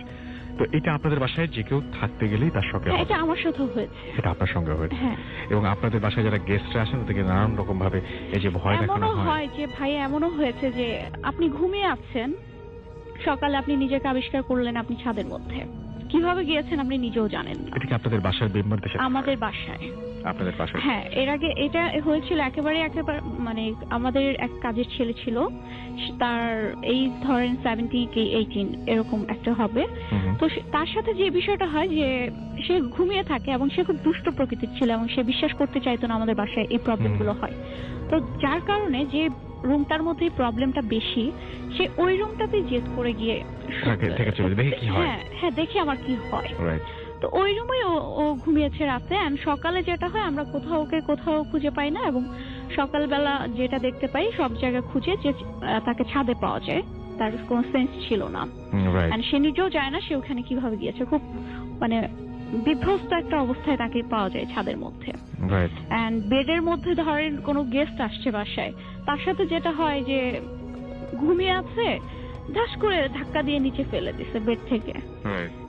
আমার ইমিডিয়েট আমার সবার বড় যে ভাইয়া, ওই ভাইয়ার সাথেও যেটা হয়েছে যে ও একদিন রুমের মধ্যে ওই কর্নার রুমটাতেই বসে আছে, এই সন্ধ্যার টাইমে বসে গান শুনছে, তাকে এমন একটা চট দেওয়া হয় তার গালের মধ্যে, সে চটটা খেয়ে সে অনেকটা দূরে গিয়ে ছিটকে পড়ে, এন্ড আমরা নিজেরাও তার 4টা ফিঙ্গারের প্রিন্ট দেখতে পারি তার গালের মধ্যে। এরকম হয়। আচ্ছা, এগুলো কেন করে? মানে তার মানে চায় না যে কেউ এই বাসায় আসুক বা এই বাসায় থাকুক, রাইট? এটা আমরা যত হুজুর বা যাদেরকে সাথে কথা বলা হয়েছে এই বিষয়ে, তারা একটাই বলেছে যে আমাদের বাসাতে 2টা জিনের এক্সিস্টেন্স। তো ভালো যে জিনটা, উনি আসলে আমাদের কোনো খারাপ কিছু করে না, এমন না যে আমাদের উপকারও করছে, বাট উনি ওনার মতো করে আছেন। আপনি লাস্টের দিন বলেছেন, এবং আরেকটা আছে সেটার সাথে খারাপ, হ্যাঁ যেটা খারাপ আছে, আমি আবারও ফিরে আসব, খারাপ চিন্তাই আমাদের সাথে এই জিনিসগুলো করে। আপনার কাছে আমি আবারও ফিরে আসবো। অতিথি আমাদের সঙ্গে জয়েন করেছেন, আমরা তার সাথে চলে যাব এবং তার ঘটনা শুনবো। আপনার নামটা প্লিজ একটু বলবেন, আপনি কোথা থেকে এসেছেন? হ্যালো লিসেনার্স, আমি আমির হামজা পিয়াল, মগবাজার থেকে। আমি ধানমন্ডি আইডিয়াল কলেজে পড়ছি। তো শুরুতে ভাই একটু থ্যাঙ্কস জানিয়ে নিই আমার ফ্রেন্ডকে, জিব্রান, ও এত রাত্রে কষ্ট করে আমার সাথে এসেছে। দেন ভাই স্টোরিতে চলে যাই। স্টোরিটি বেসিক্যালি আমি কালেক্ট করি আমার কলেজের এক ফ্রেন্ড মনিকার কাছ থেকে। তো মনিকার কাজিনের সাথে ঘটে ঘটনাটি, এবং আইরনিক্যালি আমার যে ছোট মামা আলামিন, সেও চিনতো ইমন ভাইকে, যার সাথে ঘটনা ঘটে। তো আমি দোনো দিক থেকে ঘটনাটি শুনতে পাই। তো ইমন ভাইরা থাকতেন বাসাবো এলাকার কোন একটি বাসাতে। তো রাত্রে 2টা-2:30 দিকের ঘটনা। ইমন ভাই শুয়েছিলেন বেডে, তো বাম পাশে ছিল জানালা। তো হঠাৎ করে জানালার বাইরে থেকে কুকুরের চিৎকার আসছিল এবং অনেক দুর্গন্ধ আসছিল। তো ভাইয়া কুকুরের চিৎকারটা একটু আনইউজুয়াল ছিল, এভাবে কুকুররা কখনো চিৎকার করে না। তো ইমন ভাই একটু ভয় পায়। তো ভয় পাওয়ার পরে উঠে পরে জানলাটা লক টক ঠিক করে এরপর আবার শুয়ে পড়ে। তো সকালবেলা উনি তার মা এবং তার বোন থাকে তার সাথে, তো তাদের জিজ্ঞেস করলো যে তোমরা কি রাত্রেবেলা এরকম কোনো সাউন্ড বা কিছু শুনতে পাইছো কিনা। তো তখন ইমন ভাইয়ের মা এবং বোন বলে যে না, আমরা তো এই ধরনের কোনো সাউন্ড শুনতে পাইনি। তো তাও ইমন ভাই জিনিসটাকে ইগনোর করে যে হইতেই পারে। তো এরপর ইমন ভাই নেক্সট দিনের কাহিনী, ইমন ভাই যখন রাত্রে শুয়ে থাকেন, তো ইমন ভাইয়ের কাছে সাডেনলি ফিল হয় যখন উনি শুয়ে থাকেন যে তার পিছনে কেউ শুয়ে আছে এবং শুয়ে শুয়ে হাসছে। তো উনি সাহস পাচ্ছিলেন না ওঠার জন্য। তো কিছুক্ষণ পর্যন্ত শুয়ে থাকার পর উনি আর নিজেকে ধরে রাখতে পারেননি। তো উনি শোয়ার থেকে বসে পড়েন এবং পিছনে তাকান। তো উনি যখন পেছনে তাকান তখন দেখে যে পেছনে কেউই নেই। তো এই জিনিসটি তাকে আরো আতঙ্কিত করে দেয়, কারণ উনি কনফার্ম ছিলেন যে তার পেছনে কেউ না কেউ আছে। তো ওঠার পর আসলে বেডের সাথেই ছিল ড্রেসিং টেবিলটা। তো ড্রেসিং টেবিলের আয়নাটা দেখা যাচ্ছিল। তো ইমন ভাই যখন ড্রেসিং টেবিলের আয়নার দিকে তাকালো, তখন তার কাছে মনে হলো যে ড্রেসিং টেবিলের আয়নাটা মানে যেমন একটা লোক যখন হিপনোটাইজ হয় ওরকম। তো ইমন ভাই ড্রেসিং টেবিলের আয়নাটার দিকে যেতে থাকলো। উনি অজান্তে যেতে থাকলো, উনি নিজেও জানে না কেন উনি ড্রেসিং টেবিলের আয়নার সামনে যাচ্ছে। তো যেতে যেতে একটা সময় ড্রেসিং টেবিলে আয়নার সামনে উনি চলে গেলেন। যাওয়ার পর রাসেল ভাই যে জিনিসটা আমরা কখনো প্রস্তুত থাকি না, যে জিনিসটার জন্য, যে উনি যখন আয়নাটার সামনে ছিলেন তখন উনি নিজেই এমন ভাবে হাসি দিলেন, এমন একটা বিকট হাসি দিলেন, যে জিনিসটা দেখে উনি নিজে এত বেশি ভয় পেয়ে যান যে উনি ওখানে ফেন্ট হয়ে যান। তো ফেন্ট হয়ে যাওয়ার পর ওনাকে একটা হুজুরের কাছে নিয়ে যাওয়া হয়, এলাকার একটা লোকাল হুজুর থাকে বাসাবো, তো ওখানে নিয়ে তাবিজ দেওয়া হয়, দেন ঘরটর বন্ধ করে দেওয়া হয়। তো এরপর গ্রাম থেকে একটা ভাইকে নিয়ে আসেন, উনি তার কাজিনকে নিয়ে আসেন, ইমরান ভাই। তো ইমরান ভাই 2-3 দিন ছিল ইমন ভাইয়ের সাথে, বাট 2-3 দিন পর ইমরান ভাই আর ইমন ভাইয়ের সাথে থাকতে চান না। কারণটা উনি স্পেসিফিকলি কিছু বলেনি, জাস্ট যাওয়ার সময় এতটুকু বলছে যে ইমন ভাইয়ের সাথে ডাইনি আছে, তো ওনার সাথে আমি থাকতে পারবো না। তো এতটুকু জাস্ট বলে উনি চলে যান ইমরান ভাই। তো ইমন ভাই ডিসাইড করেন যে ইমন ভাই একাই থাকবেন। তো উনি রুমে একা থাকতে শুরু করেন, ঘুমাতে শুরু করেন। তো একদিনের ঘটনা রাসেল ভাই, উনি যখন শুয়ে থাকেন তখন আবার সেম ভাবে উনি কুকুরের শব্দ পাচ্ছিলেন বাইরের থেকে এবং দুর্গন্ধ আসছিল। কিন্তু উনি এইবার যেহেতু তার সাথে আগে এই এক্সপিরিয়েন্সটা হয়েছে, তো উনি এবার আর ড্রেসিং টেবিলের দিকে না তাকিয়ে এই গন্ধ এবং এটা দেখতে পেরে, শুনতে পেরে উনি ডাইরেক্ট ওয়াশরুমে দৌড় দেন। ওয়াশরুমে দৌড় দিয়ে ওয়াশরুমের গেটটা লক করে দেন। তো রাসেল ভাই, ওয়াশরুমে যে আয়নাটা ছিল সেটা ছিল সামনে এবং আয়নার ঠিক বাম সাইডেই ছিল ওয়াশরুমের গেটটা। তো ওয়াশরুমের গেটটা যদি খোলা থাকে তাহলে বেডরুমটা পুরোটা দেখা যাবে, ইমন ভাইয়ের বেডরুমটা পুরোটাই দেখা যাবে। তো ইমন ভাই যথারীতি খুব ভয় পেয়ে যান। ভয় পেয়ে যাওয়ার পর হঠাৎ করে ওইখানে লাইট চলে যায় বাথরুমে। তো ভাই ইন্টারেস্টিং পার্ট হচ্ছে এইটা যে যখন লাইট চলে যায় তখন ইমন ভাই আয়না দেখতে পারেন, বাথরুমের আয়নাতে দেখতে পারেন যে তার বাথরুমের যেই গেটটা আছে এটা পুরোপুরি খোলা এবং তার বেডরুমটা পুরো দেখা যাচ্ছে। কিন্তু উনি যখন আয়না থেকে চোখ সরিয়ে যখন গেটের দিকে তাকাচ্ছেন তখন উনি দেখছেন যে গেটটা ঠিকই লক, কিন্তু আয়নাতে দেখা যাচ্ছে যে গেটটি খোলা, বাথরুমের গেটটি, এবং পুরো বেডরুমটি উনি আয়নাতে দেখতে পাচ্ছেন, ইভেন তো তখন কারেন্ট ছিল না। তো এই অবস্থা হওয়ার পর উনি ডিসকভার করেন যে তার বেডের বাম পাশে একটা মহিলা দাঁড়িয়ে আছে। মহিলা বলতে খুবই লম্বা, যা ইউজুয়ালি একটা মহিলা বা একটা পুরুষ এত লম্বা হয় না। তো উনি এটা দেখে আরো বেশি ভয় পেয়ে যান। ভয় পেয়ে যাওয়ার পর ওই মহিলাটা আস্তে আস্তে ওয়াশরুমের দিকে আগাতে থাকে। তো আস্তে আস্তে যখন ওয়াশরুমের প্রায় কাছাকাছি মহিলাটা এসে পড়ে তখন ইমন ভাইয়া নিজেকে ধরে রাখতে পারেন না, উনি ওখানে ফেন্ট হয়ে যান। কিন্তু রাসেল ভাই ওখানে কিন্তু গেটটা কিন্তু লকই ছিল, উনি আয়নাতে দেখতে পাচ্ছেন যে গেটটা খোলা। তো এরপর দিন তাকে সকালবেলা গেটটা ভেঙে ওখান থেকে বের করা হয়। বের করার পর এটা নিয়ে তাদের ফ্যামিলিতে অনেক বড় স্বাভাবিক অর্থেই খুব আতঙ্কের সৃষ্টি হয়। তো ইমন ভাইকে চিটাগংয়ের খুব বড় একটা হুজুরের কাছে নিয়ে যাওয়া হয়। তো রাসেল ভাই এখানে একটা ইন্টারেস্টিং পার্ট হচ্ছে এইটা যে উনি যখন হুজুরের কাছে যান, ইমন ভাই যখন হুজুরের কাছে যান, তো হুজুর আরো অনেক মানুষকেই দেখছিলেন, অনেক মানুষের কথা শুনছিলেন। কিন্তু ইমন ভাইকে যখন হুজুর দেখেন তখন যারাই ছিল রুমের ভিতরে, ওই রুমটাতে, হুজুর সাহেব তাদের সবাইকে বের করে দেন এবং সেই ঘরের ভিতর থাকে শুধু ইমন ভাইয়া, ইমন ভাইয়ার মা এবং হুজুর সাহেব। তো এরপর হুজুর সাহেব আর ইমন ভাইকে তেমন কিছু জিজ্ঞেস করেন না, ডিরেক্ট ইমন ভাইকে এটা জিজ্ঞেস করেন যে তুই কোথা থেকে আসছস এবং অশরীরে কি করতেছস, এটা ডিরেক্ট জিজ্ঞেস করেন। তো ইমন ভাইয়ের মা সাইডে ছিল, উনি খুব বেশি ভয় পেয়ে যায়। আর যখনই এটা বলে তখন আস্তে আস্তে ইমন ভাইয়ের ফেসিয়াল এক্সপ্রেশন চেঞ্জ হতে থাকে, তার চোখ লাল হতে থাকে এবং ওইটা চোখ স্পিন করতে থাকে। তো এটা দেখে ইমন ভাইয়ের মা খুব বেশি ভয় পেতে থাকেন এবং হুজুর যে থাকেন, হুজুর সাহেব, ইমন ভাইয়ের ছোট আঙ্গুল যেটা থাকে ওইটাকে চাপ দিয়ে ধরে রাখে। তো ইমন ভাইয়া ট্রাই করে যে হুজুরকে আঘাত করার জন্য, কিন্তু হুজুরকে কোনোভাবেই ইমন ভাইয়া আঘাত করতে পারছিল না। তো এই অবস্থাতে হুজুর জিজ্ঞেস করতে থাকে এবং ইমন ভাইয়ের কণ্ঠটা একদম মহিলাদের মতো হয়ে যায় কিন্তু একটু কর্কশ। দেন ভাইয়া হুজুর ইমন ভাইয়ের মাথায় একটা টোকা দেয়। তো টোকা দেওয়ার পর উনি ফেইন্ট হয়ে যায়। ফেইন্ট হয়ে যাওয়ার পর এরপর হুজুর তার মাকে জিজ্ঞেস করে, ইমন ভাইয়ের মাকে জিজ্ঞেস করে যে আচ্ছা আপনাদের বাসার ওইখানে কি কোনো ভাঙা বাড়ি আছে? তো তখন ইমন ভাইয়ের মা খুব হতচকিত হয় যে হুজুর এটা কিভাবে জানলো। হ্যাঁ, তাদের বিল্ডিং এর সাথে একটা ভাঙা বাড়ি আছে। তো হুজুর তখন বলল যে সেই ভাঙা বাড়িতে একটা বুড়ি থাকতো, তো সেই বুড়িটা স্পিরিচুয়ালি সামথিং কিছু পালতো বা এরকম আমরা যা শুনি, তো এরকম কিছু পালতো। তো বুড়িটা মারা যায় একটা সময়, মারা যাওয়ার পর এরপর যে জিনিসগুলো থাকে, স্পিরিট গুলো থাকে, ওগুলো ছড়িয়ে যায় বা ইমন ভাইকে ওইভাবে পজেস করে। তো এই জন্য ইমন ভাই পরে এভাবে পজেস হয়ে পড়ে।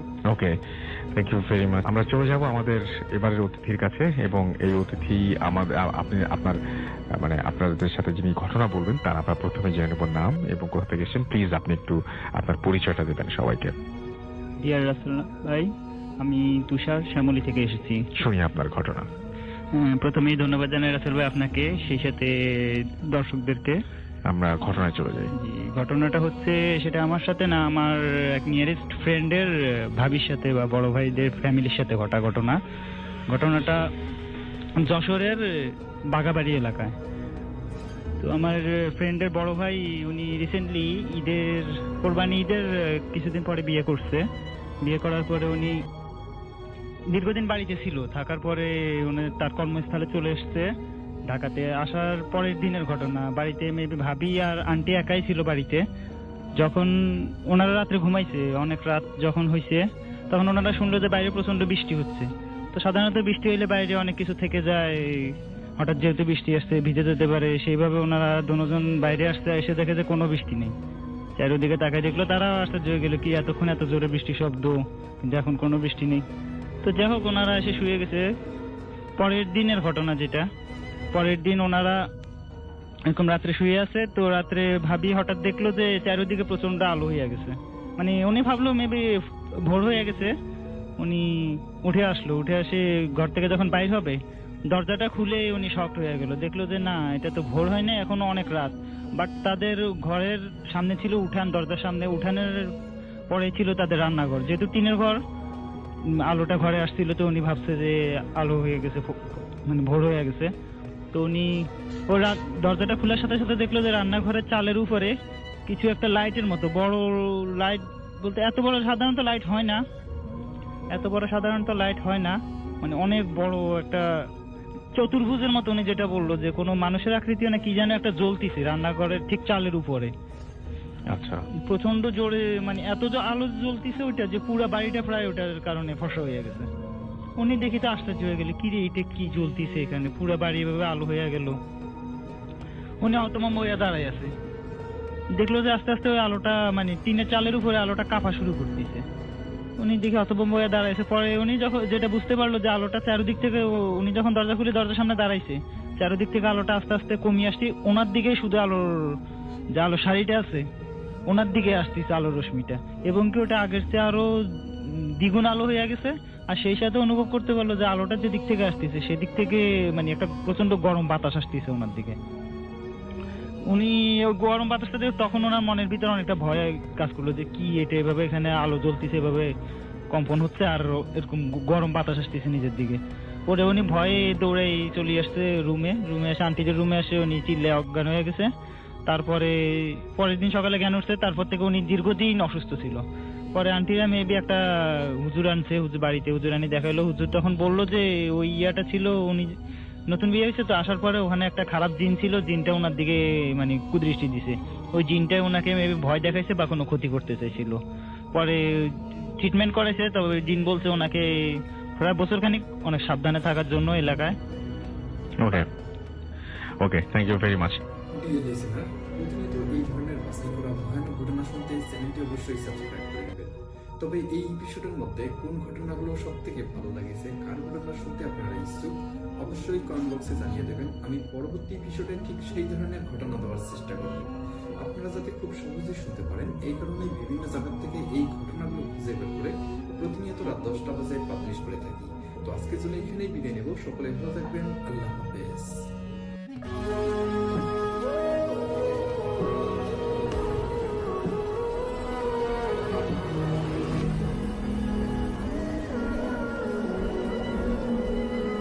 আসসালামু আলাইকুম প্রিয় লিসেনার্স, আশা করছি আপনারা সবাই ভালো আছেন এবং ভালোর সাথেই আছেন।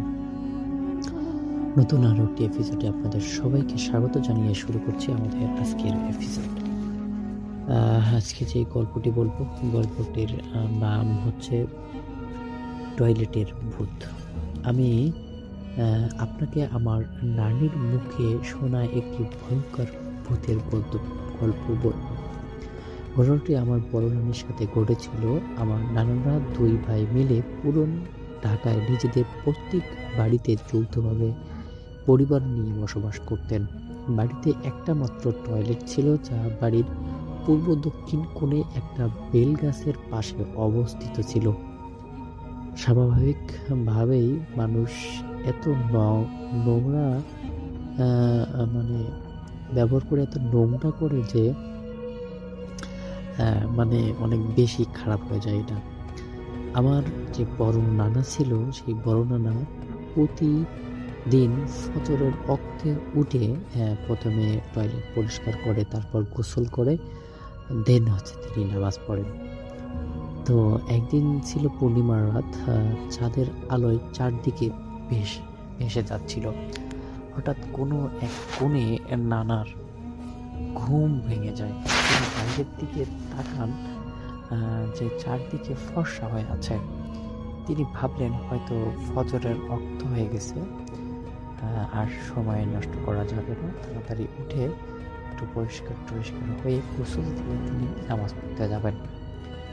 তারপর আসলে তিনি যেটাই প্রতিদিনের মতো যেটা করতেন সেটাই করলেন। একটা ঝাড়ু নিলেন, এক বালতি পানি, ওই একটি হাঁড়িকে নিয়ে টয়লেট পরিষ্কার করতে গেলেন। চোখে ঘুম থাকায় তিনি বুঝতে পারেননি যে এখনো ভোর হতে অনেক দেরি। টয়লেটের কাছাকাছি গিয়ে তিনি দেখেন তার সামনে তার বৃদ্ধ বাবা